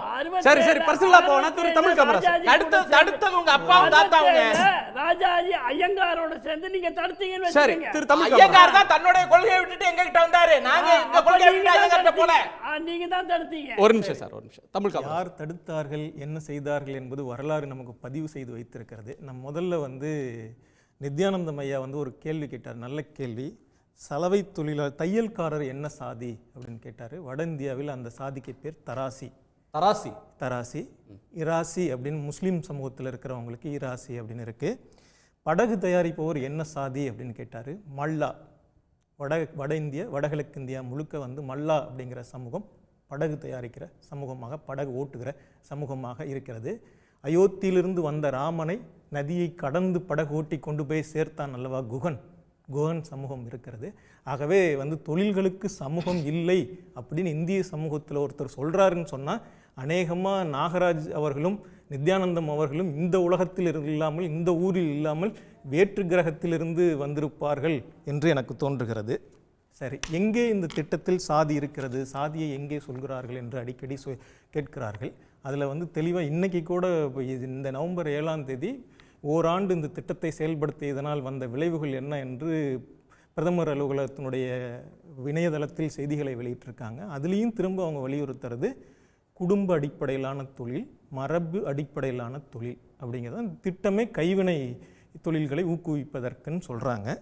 இந்த குடும்ப அடிப்படை, மரபு அடிப்படை, இந்து மரபு எதன் அடிப்படையிலானதுங்கிறதுக்கு நேற்று வந்து சுப்ரீம் கோர்ட் ஒரு தீர்ப்பு கொடுத்துருக்காங்க. அதை நான் கடைசியாக சொல்கிறேன், இந்து மரபு எதன் அடிப்படையில் அப்படிங்கிறதுக்கு. இதன் அடிப்படையில் தான் தொழில்கள் தீர்மானிக்கப்படுது அப்படிங்கிறது உலகறிந்தது, நாடறிந்தது. இப்போல்லாம் அடிக்கடி சொல்கிறாங்க. இந்த விவாதத்தில் கூட நம்ம வந்து சில சொற்களை பயன்படுத்தவே இல்லை. திரும்ப திரும்ப வண்ணான் அப்படிங்கிற ஒரு சொல்லை பயன்படுத்தவில்லை, சக்கிலி அப்படிங்கிற ஒரு சொல்லை பயன்படுத்தவில்லை, பண்டாரம் அப்படிங்கிற ஒரு சொல்லை பயன்படுத்த, இது போல சொற்களை எதுவுமே பயன்படுத்தாமல் தான் இன்றைக்கி பேசிகிட்டு இருக்கோம். ஏன் இந்த சொற்களை பயன்படுத்தலை? இந்த சொற்கள்லாம் சாதி சொற்கள் தான். இந்த சொற்களுக்கு பதிலாக தான் நீங்கள் மாலை கட்டுதல் மற்றது அது இதுன்னு தமிழில் போடும்போது இப்படி போடுறீங்க. அதே வந்து மற்ற அறிவிப்புகளில் டோபின்னு போடுறீங்க. டோபிக்கு என்ன அர்த்தம்னு இந்த ஊரில் தெரியாதா என்ன? தெரியாமல் தான் வந்து நம்ம வந்துகிட்டு இருக்கோமா? அதனால் வந்து எல்லாரும் செய்கிறாங்களே சார் அப்படின்றாரு. தமிழ்நாட்டில் தான் எல்லாரும் செய்கிறாங்க. தமிழ்நாட்டில் வந்து இன்னைக்கு சலவை செய்கிறது அப்படிங்கிறது ஒரு இயந்திரத்தை வைத்து எல்லாம் செய்கிறது. ஒரு வந்து முடித்திருத்தகம் நடத்துறது, ஒரு முதலீடு வச்சிருக்கிற ஒருத்தர் வந்து அவர் வந்து இன்னும் 2 பேரை வச்சுக்கிட்டோ, இன்னும் வெளியிலேருந்து கூட்டிகிட்டு வந்தோ, இல்லை வடக்கு மாநிலங்கள்லேருந்து வடகிழக்கு மாநிலங்கள்லேருந்து வந்து பியூட்டி பார்லராக அதை வந்து நடத்திட்டு இருக்காங்க. வடக்கு மாநிலங்களில் வட மாநிலங்களில் இன்னும் அந்த தொழில்கள் மாறவில்லை. இது வந்து எப்படி நடந்தது அப்படின்னு சொன்னால், ஒரு அரை நூற்றாண்டு காலமாக திராவிட இயக்கங்கள், திராவிட முன்னேற்ற கழகத்தினுடைய ஆட்சியினால் வந்து இந்த மாற்றங்கள் நடந்தது. அதனால தான் இப்படி நடந்திருக்கு. சரி, நான் இந்த இடத்துல வந்து இந்த மாற்றம் வந்து அங்கே நடக்கலை அப்படிங்கிறதுக்கு வந்து ஆசுதோஸ் வர்ஷினி அவங்க வந்து இம்ப்ராபபிள் டெமோக்ரஸி அப்படின்னு ஒரு புத்தகம் எழுதியிருக்காங்க. வடக்கு தெற்கு பொருளாதார வளர்ச்சி மாதிரிகளை வந்து ஒப்பிட்டு ஆராய்ச்சி செஞ்சுருக்காங்க. ஏன் வட மாநிலங்களில் இது போன்ற பிற்போக்குத்தனமான இயக்கங்கள், அதாவது மதம், சமூகம், குடும்பம் வழியில் வந்தது இப்படிலாம் சொல்கிற இதன் வழியில் இயக்கங்கள் அங்கே அரசியல் ஆதிக்கம் செலுத்த முடிகிறது என்றால், அங்கே வந்து பல தொழில்கள் இன்னும் மரபு வழியில் தான் இருக்குது.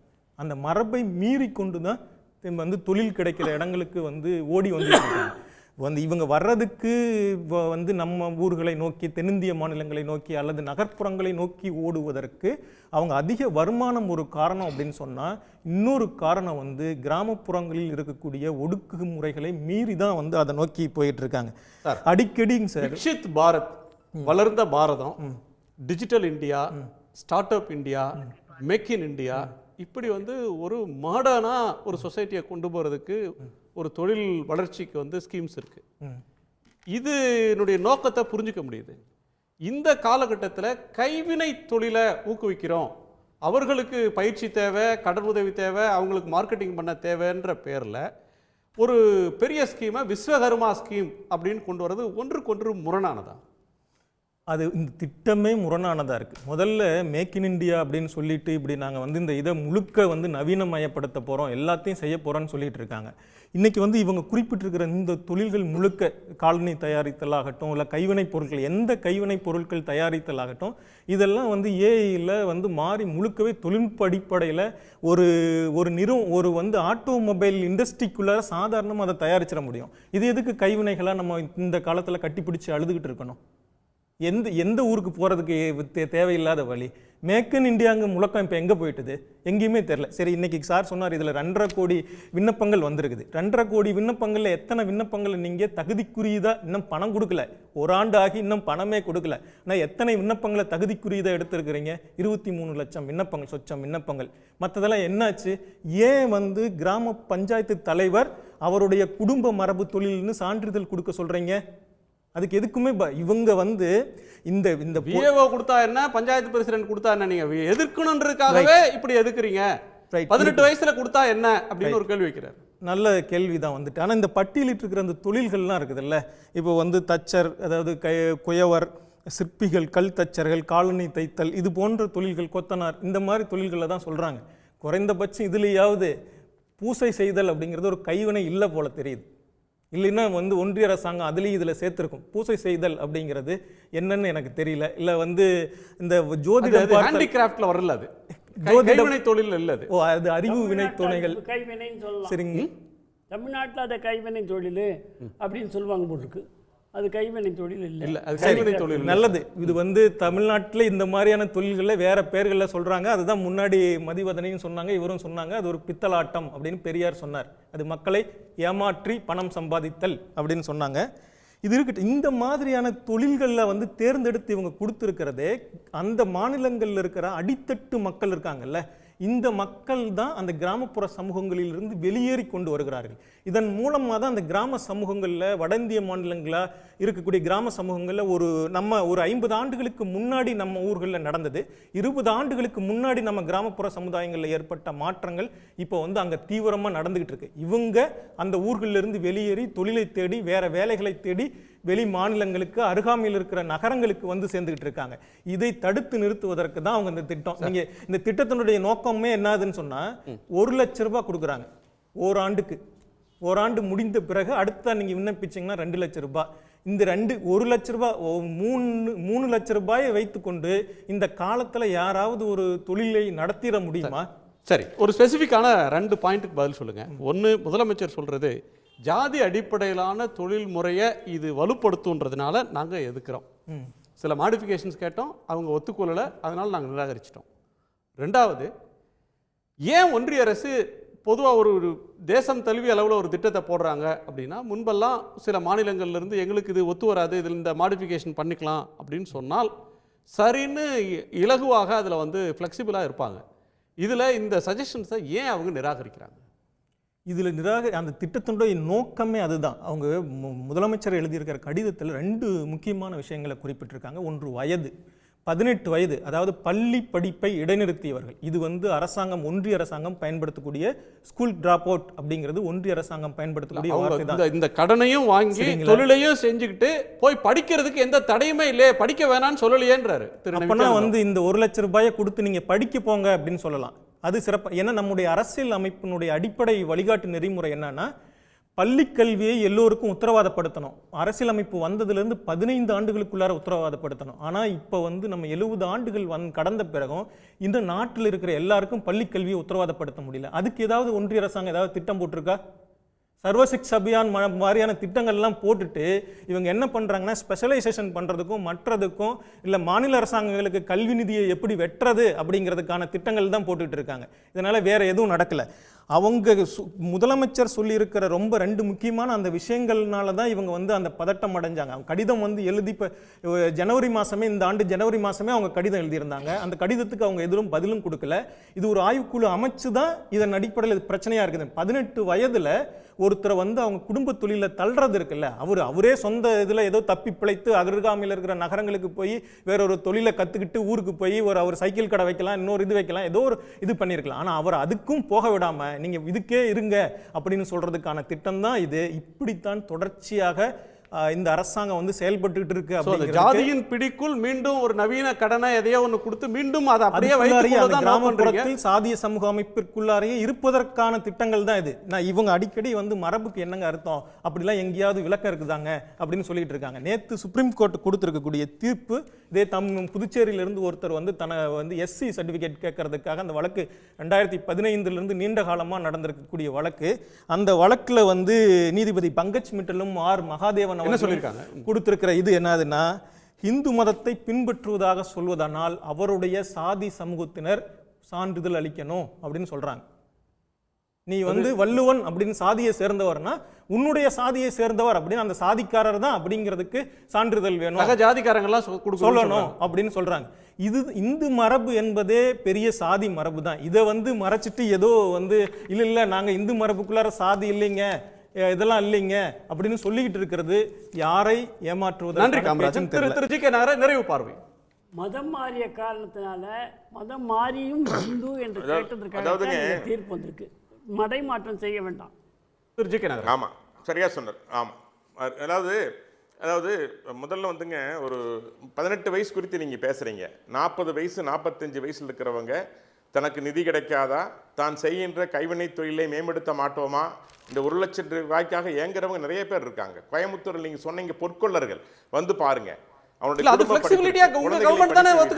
1 லட்சம் ரூபாய் மிகப்பெரிய உதவி. முதலமைச்சர் கேட்கிற இந்த சேஞ்சஸ் மாடிஃபிகேஷன்ஸ் அவங்க செஞ்சு போலாமே.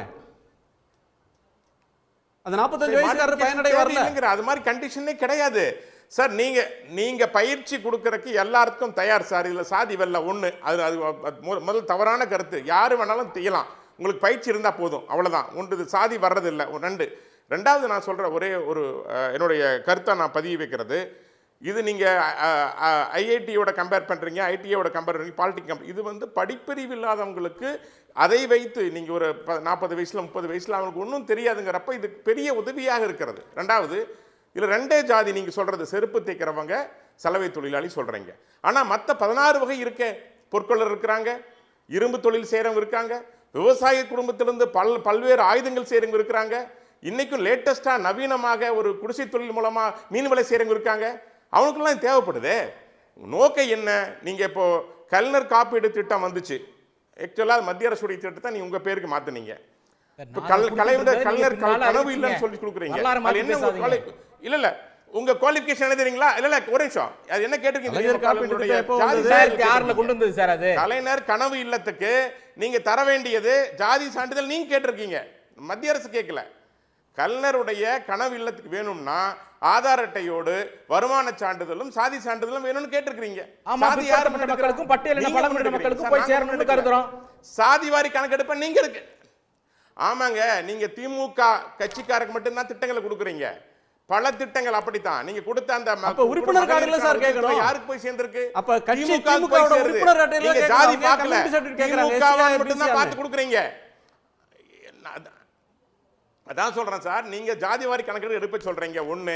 ரெண்டாவது, நீங்க ஜாதி பார்த்து நீங்க செய்யறீங்க, ஜாதி பார்த்து செய்யறது நீங்க சர்டிபிகேட் கேக்குறீங்க. மூணாவது, இன்னொரு பாயிண்ட், மத்திய அரசின் திட்டங்களை திமுக காரருக்கு கொண்டு போய் சேர்த்துறீங்க.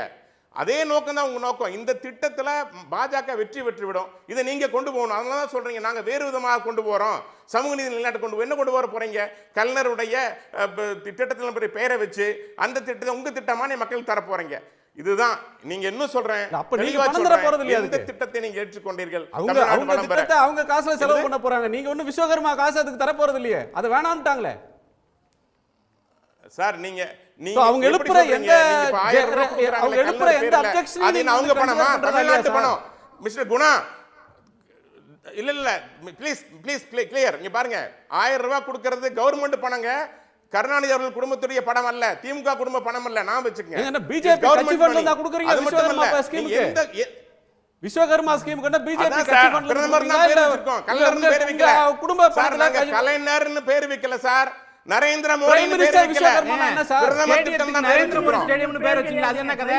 ஆமா sir, prime minister Narendra Modi பேர். நரேந்திர மோடி ஸ்டேடியம் என்ன? Common name. ஆஸ்திரேலியால நீங்க கலைஞர்னு வச்சுக்கிறீங்க. Who is Kalaignar? Narendra Modi stadium என்ன? ஆஸ்திரேலியால கட்டுனாங்க. என்ன சம்பந்தம் சார்?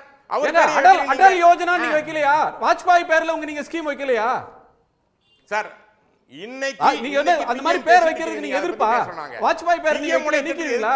தீன் தயாள் உபாத்யாயா பேர் நீங்க வைக்கலையா? எம்ஜிஆர் பேர் திட்டம் வைக்கணும் சார். தீன் தயாள் உபாத்யாயா பேர்ல ஸ்கீம் இருக்குல்ல, அது நிராகரிச்சு நீக்கிடுவீங்களா?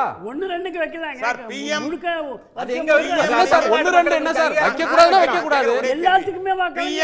ஏன் உங்களுக்கு வைத்தறிச்சல்? ஒரே கேள்வி, உங்க பேர் வைத்தறிச்சல். சரி சார், ஒரு இடைவேளைக்கு பிறகு நம்ம பேசலாம். ஜாதி அடிப்படையிலான தொழிலை வலுப்படுத்தக்கூடிய பிரதமரின் விஸ்வகர்மா திட்டத்தை தமிழ்நாட்டில் செயல்படுத்த மாட்டோம் என்று முதலமைச்சர் மு.க. ஸ்டாலின் அறிவித்திருப்பது சரியா தவறா என்று நேயர்கள் முன்னாடி கேட்டிருக்கிறோம் யூடியூப்ல. ஒரு சிறிய இடைவேளைக்கு பிறகு நேயர்களுடைய கருத்தை கேட்டு நாம் விவாதிக்கலாம். ஒரு சிறிய இடைவேளைக்கு பிறகு கேள்விக்களம் தொடரும்.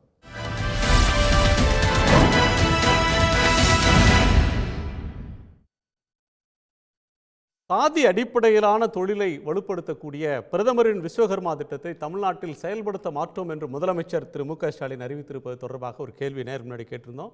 ஏறத்தாழ 15,000க்கும் மேற்பட்டவர்கள் யூடியூப்பில் தங்களுடைய கருத்தை பதிவு செய்திருக்கிறாங்க. சரி என்று 80% பேர் கருத்து தெரிவிச்சிருக்கிறாங்க. இந்த திட்டத்தை நிராகரித்தது சரி என்பது 80% பேருடைய கருத்து, தவறு என்பது 16% பேருடைய கருத்து, கருத்து இல்லை என்பது 4% பேருடைய கருத்து. நிறைவு கருத்து எல்லாத்தையும் கேட்டுறேன். திரு சூர்யா, அவங்க நிறைவு கருத்து சுருக்கம். அடிப்படையில் 4 விஷயம். ஒன்று வந்து இவங்க சாரா இருக்கட்டும், நாகராஜ் சாரா இருக்கட்டும், இவங்க 2 பேருமே வந்து பிஎம் முன்வைத்த அந்த பிஎம் விஸ்வகர்மா யோஜனா டாக்குமெண்ட்டுக்கு முரணாக தான் தொடர்ச்சியாக பேசிகிட்டே இருக்கிறாங்க. சிஎம்னுடைய அறிக்கையை அடிப்படையிலேயே பார்க்காமல் தான் சார் பேசிகிட்டு இருக்கிறாங்க. இது ஒன்று. ஏன் அப்படின்னா, பிரைம் மினிஸ்டரே 20/9/2024 வர்தாவில் பேசும்போது, மகாராஷ்டிராவில் பேசும்போது இந்த திட்டம் குறித்து என்ன சொல்கிறாருன்னா, அவர் traditional skills have been predominantly practised by SC, ST and OBC community. இந்த பட்டியலிடப்பட்ட இந்த ட்ரெடிஷ்னல் ஸ்கில் இருக்குல்ல, மரபு சார்ந்த தொழில்கள், மரபு சார்ந்த திறன்கள், இது பட்டியலினத்தவர், பழங்குடியினர், ஓபிசி இவங்களை மையப்படுத்தி தான் இருக்கு, அவங்க தான் பிராக்டிஸ் பண்றாங்க பிரிடாமினண்டா அப்படின்னு சொன்னது திமுக தலைவர் கிடையாது, பாஜகவினுடைய பிரதமர், இந்தியாவினுடைய பிரதமர் மோடி. அப்ப இதுல இருந்து நம்ம என்ன புரிஞ்சுக்கலாம் அப்படின்னா, இந்த திட்டமே சாதிகளால் மரபு வழியாக பின்பற்றப்படக்கூடிய தொழில் அடிப்படையிலான ஒரு திட்டம். ரெண்டாவது, இதுல எஸ்சி எஸ்டி ஓபிசிக்கான ஸ்கில் தான் இருக்கே தவிர முன்னேறிய சாதிகளுக்கான ஸ்கில் பேஸ்ட்ல இதுல எதுவும் இல்லை. அப்ப என்ன சொல்றீங்கன்னா, முன்னேறிய சாதிகள் குடும்ப அடிப்படையில் மரபு வழியிலான தொழிலை செய்ய வேண்டாம், நீங்க படிச்சுட்டு முன்ன போங்க. பிற்படுத்தப்பட்ட பட்டியலின பழங்குடியின சாதிகள் உங்களுடைய குடும்ப அடிப்படையிலான சாதி அடிப்படையிலான ட்ரெடிஷனல் ஃபேமிலி பேஸ்டு ட்ரெடிஷனல் ட்ரேட்ல ஈடுபடுங்க அப்படின்னு பிரதமரே இதை சான்றிதழ் அளிக்கிறாருங்கிறது தான் ஒண்ணு. ரெண்டாவது, தமிழ்நாடு இதை எடுத்த எடுப்புல நிராகரிக்குதான்னு கேட்டா இல்ல. ஏன்னா 4/1/2024 முதலமைச்சர் கடிதம் எழுதுறார். நாங்க இதை படிச்சோம், ஒரு ஆணையம் அமைச்சோம், ஒரு குழு அமைச்சோம், அந்த குழு 3 பரிந்துரைகளை கொடுக்குது, அந்த 3 மட்டும் கரெக்ட் பண்ணி கொடுங்க, நாங்க இம்ப்ளிமெண்ட் பண்றோம்னு கேட்கிறாரு. ஆனால் அதை கரெக்ட் பண்ணுவது குறித்து எந்த பிரங்கையுமே இல்லாம, எந்த பதிலுமே இல்லாம 15/3/24 அவங்க திருப்பி ஒரு கடிதம் எழுதுறாங்க. அப்ப தமிழ்நாடு வைத்த கோரிக்கையை நிராகரித்திருக்கிறார்கள், தமிழ்நாடு அமைத்த கமிட்டியினுடைய பரிந்துரை நிராகரித்திருக்கிறாங்க. அதனால நாங்க நிராகரிக்கிறோம்னு சொல்றோம். கடைசியா ஒரே ஒரு விஷயத்தோட முடிக்கிறேன். நீங்க ஏன் 18 வயது 35 வயதுங்கிற கேம்ல இவங்க திருப்பி திருப்பி திருப்பி போய் விழுந்துட்டு இருக்காங்க? தமிழ்நாட்டை பொறுத்த வரைக்கும் உயர்கல்விக்கு போகக்கூடிய மாணவர் விகிதம் 50% மேல. பீகார்ல 17% தான், 24% போற ஊபியில போய் இம்ப்ளிமெண்ட் பண்ணுங்க, 28% போற மத்திய பிரதேசத்துல போய் இம்ப்ளிமெண்ட் பண்ணுங்க, 35% போற குஜராத்ல போய் இம்ப்ளிமெண்ட் பண்ணுங்க. தமிழ்நாட்டில் 17 வயது நிரம்பிய ஒரு மாணவன் பள்ளிக்கூடத்துல படிச்சுட்டு கல்லூரிக்கு போகலன்னா ஏன் போகலன்னு கூப்பிட்டு போன் போட்டு விசாரிக்கக்கூடிய ட்ராக்கிங் மெக்கானிசம் கொண்ட ஒரு மாநிலம் தமிழ்நாடு. எங்களுக்கு இது அடிப்படையிலே முரணாக இருக்கிறதுங்கிறது தான் பிரச்சனை. திரு நாகராஜ், நிறைவு பார்வை சுருக்கமா. அதாவதுங்க, ஒரு நல்ல திட்டங்களை இது மட்டும் அல்ல, இது மாதிரி ஒரு சப்பை உப்புச்சப்பில்லாத காரணத்தை சொல்லி தொடர்ந்து ஒதுக்குவது என்பது தமிழ்நாட்டிற்கு, தமிழக முதல்வருக்கு இது புதிதல்ல. ஒரு தனித்தீவாக தமிழ்நாட்டை நம்முடைய முதல்வர் அவர்கள் மாற்றி கொண்டிருக்கிறார் என்பதற்கு புதிய கல்விக் கொள்கையை ஏற்றுக்கொண்டாரா, அணை பாதுகாப்பு மசோதாவை ஏற்றுக்கொண்டாரா, ஒரே நாடு ஒரே தெருவில் ஏற்றுக்கொண்டாரா, ஒரே நாடு ஒரே ரேஷனை ஏற்றுக்கொண்டாரா, சாகர்மாலாவை ஏற்றுக்கொண்டாரா, ஆர்டிகிள் 370 ஏற்றுக்கொண்டாரா, குடியுரிமை திருத்தச் சட்டத்தை ஏற்றுக்கொண்டாரா, முத்தலாக் சட்டத்தை ஏற்றுக்கொண்டாரா, நீட்டை ஏற்றுக்கொண்டாரா, எக்கனாமிக் ரிசர்வேஷன் அந்த செக்ஷன் அதை இடபிள்யூஎஸை ஏற்றுக்கொண்டாரா, கவர்னரை ஏற்றுக்கொண்டாரா, பிஎம் ஸ்ரீநிதியை ஏற்றுக்கொண்டாரா, நவோதயா பள்ளிகளை ஏற்றுக்கொண்டாரா, இல்லை புதிய குற்றவியல் சட்டத்தை ஏற்றுக்கொண்டாரா, விவசாய சட்டங்களை ஏற்றுக்கொண்டாரா, எலக்ட்ரோல் தேர்தல் பாண்டை ஏற்றுக்கொண்டாரா என்று நான் பட்டியலிட்டால் இந்த மாநிலம் மிகவும் திராவிட முன்னேற்ற கழகத்துடைய சாதனை பட்டியலிட்டதுக்கு நன்றி சார். திமுக தலைவருடைய திராவிட சாதனை அல்லங்க, தமிழ்நாடு வேதனை. இந்த அளவுக்கு மோசமாக மக்கள் நல திட்டங்களை தொடர்ந்து புறக்கணித்துக் கொண்டிருக்கின்ற, மசோதாக்களை புறக்கணிக்கின்ற பலனை எதிர்காலம் அனுபவிக்கும். அதனுடைய பங்களிப்பு, திமுகவுடைய பங்களிப்பு மிக அதிகமாக அதுக்கு இருக்கும். அது பெரிய பெரிய பங்களிப்பு திமுகவுடைய இருக்கும் தமிழ்நாட்டின் பின்னோக்கிய வளர்ச்சிக்கு. அதை முதல்வர் அவர்கள் மறந்துவிடக்கூடாது. இது மிக அருமையான திட்டம். இதை செயல்படுத்த வேண்டும் என்று நான் மீண்டும் முதல்வரை உங்கள் கோரிக்கையாக வைக்கின்றேன், கேட்டுக்கொள்கின்றேன். நன்றி சார். வழக்கறிஞர் மதிவதனி. பிஜேபி ஏன் ஒரு சீட்டு கூட வாங்கல, திமுக ஏன் 40 சீட்டு வாங்குச்சுன்றதுக்கான ஆதாரத்தை ஜி.கே. நாகராஜ் சார் அவர்கள் விவரித்திருக்கிறார். அதுக்கு முதல்ல நன்றி. இது எதையுமே நாங்கள் ஏற்றுக்கல, திமுகவாக இருக்கட்டும், திகாவா இருக்கட்டும், தமிழ்நாடாக இருக்கட்டும். காரணம் என்னன்றதை நான் சுருக்கமாக சொல்லிடுறேன். ஆர்எஸ்எஸ்னுடைய சித்தாந்தத்தினுடைய அரசியல் வழிதான் பிஜேபி. ஆர்எஸ்எஸ்னுடைய தலைவர்கள் கோல்வால்கரும் சரி, ஷாவல்கரும் சரி, ரொம்ப தெளிவாக ஹிந்து சோஷியல் ஆர்டர், இந்த இந்து கட்டமைப்பு, இந்த சோஷியல் ஆர்டர் அப்படியே இருக்கணும்னு விரும்புகிறாங்க. அதில் கோல்வால்கர் சொல்கிறாரு, இந்த ஈக்குவாலிட்டி, சமத்துவம் அப்படின்றதெல்லாம் கட்டுக்கதைன்றாரு. சாவர்கர் சொல்கிறாரு, இந்து மதத்தினுடைய யூனிக்னஸ், தனித்துவமே இந்த சோஷியல் ஆர்டர் தான், இந்த 4 படிநிலை தான், பிராமண வைஷ்ய சத்திரிய சூத்திரர் தான் அப்படின்னு சொல்கிறாங்க. அப்போ அந்த பின்புலத்தில் வந்தவர்கள் இப்படியே இந்த மக்கள் இருக்கணும்னு சொன்னால், இந்த வர்ண அடிப்படையில் ஜாதி அடிப்படையில் பிரிஞ்சிருக்கணும்னு சொன்னால் கல்வி போய் சேர்ந்துடக்கூடாதுன்றது தான் ஆர்எஸ்எஸ் பிஜேபியுடைய அஜெண்டா. அதை தமிழ்நாடு புரிந்து வைத்திருக்கிறது, தமிழ்நாட்டின் முதலமைச்சர் புரிந்து வைத்திருக்கிறார், திமுக புரிந்து வைத்திருக்கிறது. அந்த காரணத்தினால்தான் விஸ்வகர்மா யோஜனாவை எதிர்க்கிறோம். ஒருவேளை திரு நாகராஜ் சார் இவ்வளோ சொல்கிறாருல்ல, இதை ஏற்றுக்கங்க நல்லதுன்னு சொல்லி, அவர் கோவையில் நிறைய பேரை பார்த்துருக்காருல, 40-45 வயசுல இந்த 1 லட்ச ரூபாய் கடன் வாங்காமல் தவிச்சுக்கிட்டு இருக்க மக்களுக்கு, அந்த மக்களுக்கு நீங்கள் வாங்கி கொடுங்க, எங்கள் பிள்ளைங்க படிக்க போட்டோம். யாரெல்லாம் வட இந்தியாவில் கைவினை கலைஞர்களாக இருக்க விருப்பப்படுறாங்களோ அவங்களுக்கு நீங்கள் எதனாலும் செய்யுங்க. படிக்க விருப்பமே இல்லைன்னா கூட அந்த பிள்ளைகளுக்கு கல்வியை கொடுத்து 20 வயதுக்கு மேலே கல்வியின் மீது அவர்களுக்கே அந்த ஆர்வம் வந்து மேற்படிப்பை தொடர்வதற்கான வாய்ப்பை தமிழ்நாடு அரசும் ஏற்படுத்தி கொடுக்கும். நன்றி நன்றி நன்றி. 9,917.99 கோடி கைவினையினால் நமக்கு கிடைத்த அந்நிய செலாவணி. இதை நம்ம கைவினையை பற்றி நம்ம ரொம்ப கேவலமாக வந்து பேசிட்டோம். அப்படி கிடையாது. கைவினை தொழிலுங்கிறது இந்த அளவுக்கு நாட்டுக்கு வருமானத்தை தேடி கொடுத்துருக்கிறது. அது மட்டுமல்ல, உலகம் முழுவதுமே தேவைப்படுகின்ற கார்பெட் என்று சொல்லுங்கள், நீங்கள் கீழே போட்டிருக்கீங்களே, இதனுடைய 40 விழுக்காடு இந்தியாவில் இருக்கக்கூடிய ஹேண்டிகிராஃப்ட்ஸ் கைவினை கலைஞர்கள் தான் செய்து அனுப்புகிறார்கள். இதையும் நாம் புரிஞ்சுக்கணும். அதுக்கப்புறம் உள்ளன்னு வுட்ஒர்க்கில் உள்ள அழகு, எம்ப்ராய்டரி, இதெல்லாம் வேறு எந்த நாட்டிலையும் இவ்வளோ பார்க்க முடியாது. இங்கே அந்த கைவினைஞர் தான் பண்ண முடியும். இவ்வளவு முக்கியத்துவம் வாய்ந்த கைவினையை இந்த கலைஞர்களை அவர்களுக்கு உதவக்கூடாது, அவர்கள் படித்தால் போதும் என்றால் இதுவும் நாட்டுக்கு தேவை.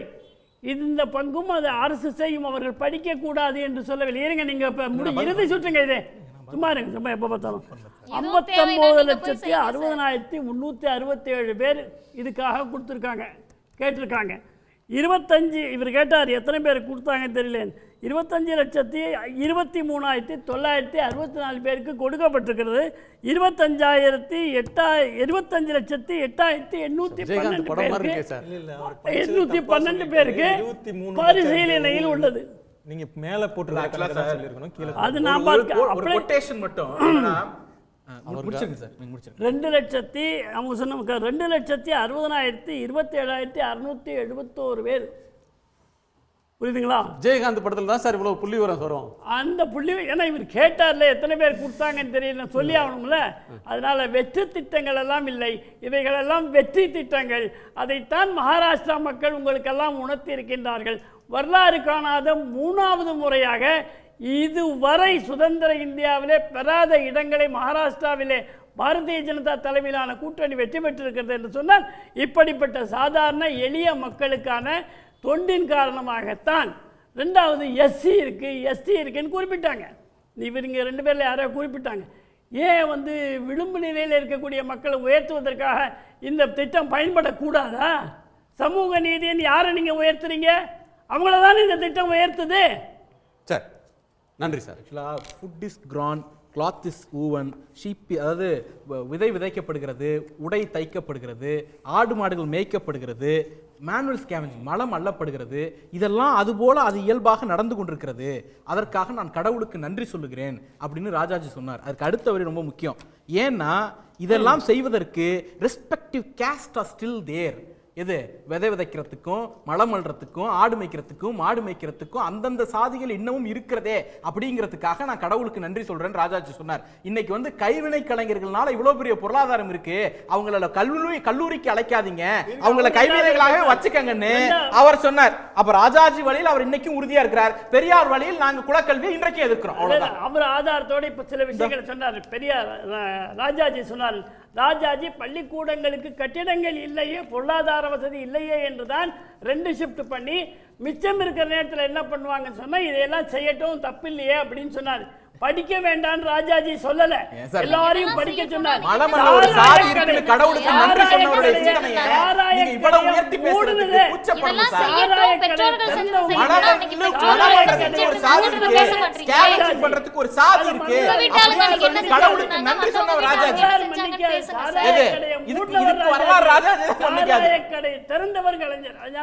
திறந்தவர் எம்ஜிஆர், உங்களுடைய அன்புக்குரிய எம்ஜிஆர்.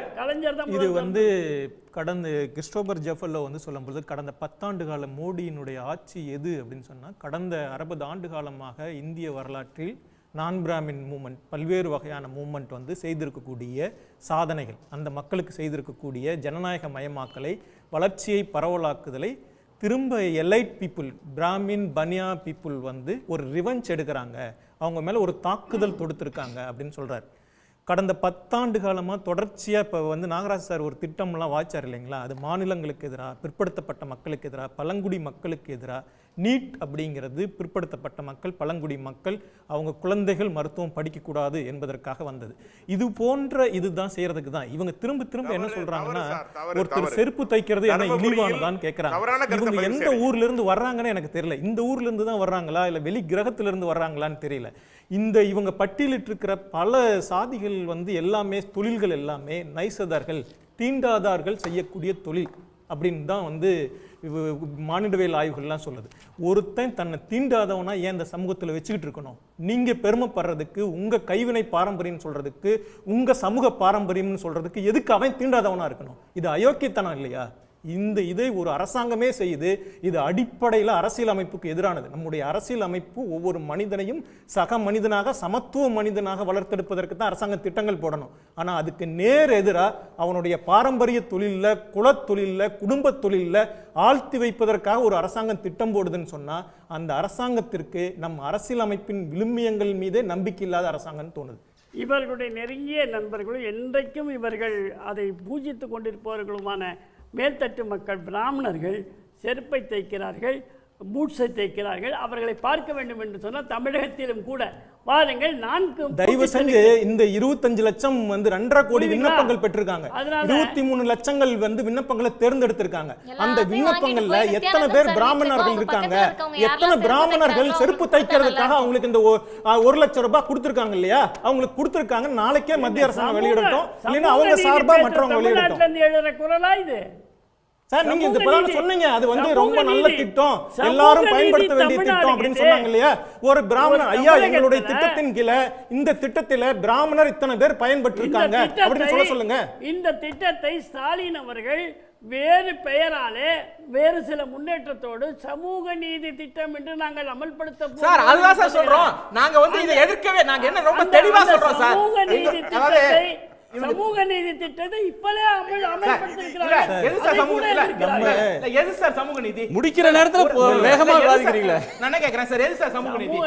நான் சொல்றேன், பார்ப்பனருக்குள்ளே நான் வரல சார். எது சமூக நீதி? சிஎல்ஆர்ஐன்னு ஒரு ஒரே ஒரு விஷயம் கடைசியா வந்து சொல்லணும்னா, இன்னைக்கு தமிழ்நாட்டில் ஒரு திட்டத்தை செயல்படுத்திட்டு இருக்காங்க, நான் முதல்வன் அப்படிங்கிற ஒரு திட்டம். அதுல வந்து நம்ம பிள்ளைகள் வந்து அந்த குழந்தைகளுக்கு ஜெர்மன் கற்றுக் கொடுத்து இங்கிருந்து அவங்களை அனுப்புறாங்க. இது வந்து ஸ்கில் டெவலப்மெண்ட் இல்ல. நீங்க உங்க குடும்பத்துல என்ன தொழில் செய்தார்களோ, உங்க பாரம்பரியத்தில் என்ன தொழில் செய்தார்களோ அதையே செய்யுங்க அப்படிங்கிறதுக்கு பேர் தான் மோடியினுடைய இந்தியா. அதுதான் சார், அததான் சொல்றோம். கட்டாயம் இல்ல, உண்மை சார், நான் மதிக்கிறேன், உங்க வார்த்தையை மதிக்கிறேன். உங்க வார்த்தையை செயல்படுத்துங்கன்னு தான் முதலமைச்சர் பிரதமருக்கு கடிதம் எழுதுறாரு. முதலமைச்சருடைய ஒரு நிமிடம் மட்டும் எனக்கு நேரம். அதான் சொல்றேன், அதாவது 2 நிறுவனங்கள் இருக்கு. சிஎல்ஆர்ஐன்னு ஒன்றிய அரசோட ஒரு நிறுவனம். அந்த நிறுவனம் வந்து எஸ்சி எஸ்டி மக்களுக்கு ஒரு ட்ரைனிங் கொடுக்குறாங்க. என்னன்னா ஷூ மேக்கிங், எப்படி காலணி தயாரிப்பதுன்னு ஒரு ட்ரைனிங் கொடுக்குறாங்க. தமிழ்நாடு அரசு தாட்கோன்னு ஒரு நிறுவனம் வச்சிருக்கு. அந்த நிறுவனம் எஸ்சி எஸ்டி மக்களுக்கு என்ன ட்ரைனிங் கொடுக்குதுன்னா, robotics training, artificial intelligence training, ட்ரோன்ல எப்படி பயிற்சி பெறுறதுன்னு ட்ரைனிங் கொடுக்குது. தமிழ்நாடு அரசுல அம்பேத்கர் தொழில் முன்னோடி திட்டம்னு ஒரு திட்டம் இருக்கு. அந்த திட்டத்துல ஒரு தொழில் தொடங்கணும்னா 1 கோடி ரூபாய் முதலீடு தேவைன்னா 35 லட்சத்தை அரசு மானியமா கொடுத்துரும். 65 லட்சத்துக்கு கடன் வாங்கி கொடுத்துரும், அரசே கொடுத்துரும். அந்த 65 லட்சத்துல 6% வட்டியை அரசே செலுத்திடும். இதுல வந்து அந்த குறிப்பிட்ட நபர் குறிப்பிட்ட எந்த குலத்தொழிலையும் செஞ்சிருக்கணும்னு அவசியம் இல்லை, எந்த சாதி தொழிலையும் செஞ்சிருக்கணும்னு அவசியம் இல்லை. ஒரு மனமல்ல கூடியவர் ரொபாட்டிக்ஸ்ல பயிற்சி பெற்றிருக்கிறார், அவர் வந்து இன்னைக்கு இந்த ட்ரைனிங் எடுக்கிறேன், நான் ஒரு இன்ஸ்டிடியூட் தொடங்குறேன்னு சொன்னா அம்பேத்கர் தொழில் முன்னோடி திட்டத்தில் செய்ய முடியும். இந்த மாதிரி கொடுங்கன்னு தான் முதலமைச்சர் கேட்கிறார். முதலமைச்சர் கேட்கறது இந்த விஸ்வகர்மா திட்டத்தையே வெறும் ஸ்கில் பேஸ்டா மாத்துங்க, ஃபேமிலி ட்ரெடிஷனல் ட்ரேடுங்கிற வார்த்தையை நீக்குங்கிறது மட்டும்தான் சார் எங்க பிரேயர், வேற ஒண்ணும் கிடையாது. அதுவும் வயசும் ரைட். மதிவதனை குறுக்கிட்டீங்க. இல்லை, அவங்க நித்யானந்தம் சார் வந்துட்டு எத்தனை பார்ப்பனர்கள் செருப்பு தைக்கிறாங்க, பூட்ஸ் தைக்கிறாங்க, நான் கூட்டிகிட்டு போய் காட்டுறேன்றாங்கல்ல, அந்த மாதிரி யாருக்கு தேவைப்படுகிறதுன்ற பரிந்துரையை இவங்களே கொடுத்து இந்த சமூகத்தில் இவங்களுக்கு இவ்வளோ தேவைப்படுதுன்றத வெளிப்படையாக இவர்கள் அறிவிக்க தயாராக இருக்காங்களான்ற கேள்வியை நம்ம முன்வைக்கணும். ஏன் அப்படின்னா, இவங்க சொல்லக்கூடிய இந்த தொழிலை நாங்களும் தான் செய்கிறோம் பார்த்தீங்களா, அவங்களும் தான் செய்கிறாங்க பார்த்தீங்களான்ட்டு வாய் பேச்சுக்காக கடந்து போகிறதுனால தான் சமூக நீதி அப்படின்ற வார்த்தை உங்களுக்கு கேலியான வார்த்தையாக இருக்குது. எப்பயுமே அந்த சமூக நீதியை ஏன் இவங்க கேலி கூத்தாக திரும்ப திரும்ப பார்க்குறாங்கன்னா, எல்லா சமூகத்திற்குமான நீதியாக அது இருக்குது, நீங்க ஏங்க இவ்வளோ விளிம்பு நிலையில இருக்கீங்க, மேலே வாங்க அப்படின்னு கூப்பிட்டு வர்றது சமூக நீதினா அது இவங்களுக்கு ஒரு பதட்டத்தை கொடுக்குது. அந்த பதட்டம் ஏற்படுவது என்பது இயல்பு. ஏன்னா அவங்க இருக்கிற இடம் அப்படி. விஸ்வகர்மா யோஜனாவை வழங்கப்பட்டிருக்கிறது என்று இதை எதிர்த்து சொல்பவர்களே இங்கே ஒப்புக்கொண்டிருக்கிறார்கள். எனவே சமூக நீதிக்காகத்தான் பிரதமர் அதிகமாக நிதியை இங்கே பயன்படுத்தி இருக்கிறார். நன்றி சார், எல்லோருக்கும் நன்றி. மீண்டும் சந்திப்போம். இது கேள்விக்களம், மக்களின் மேடை.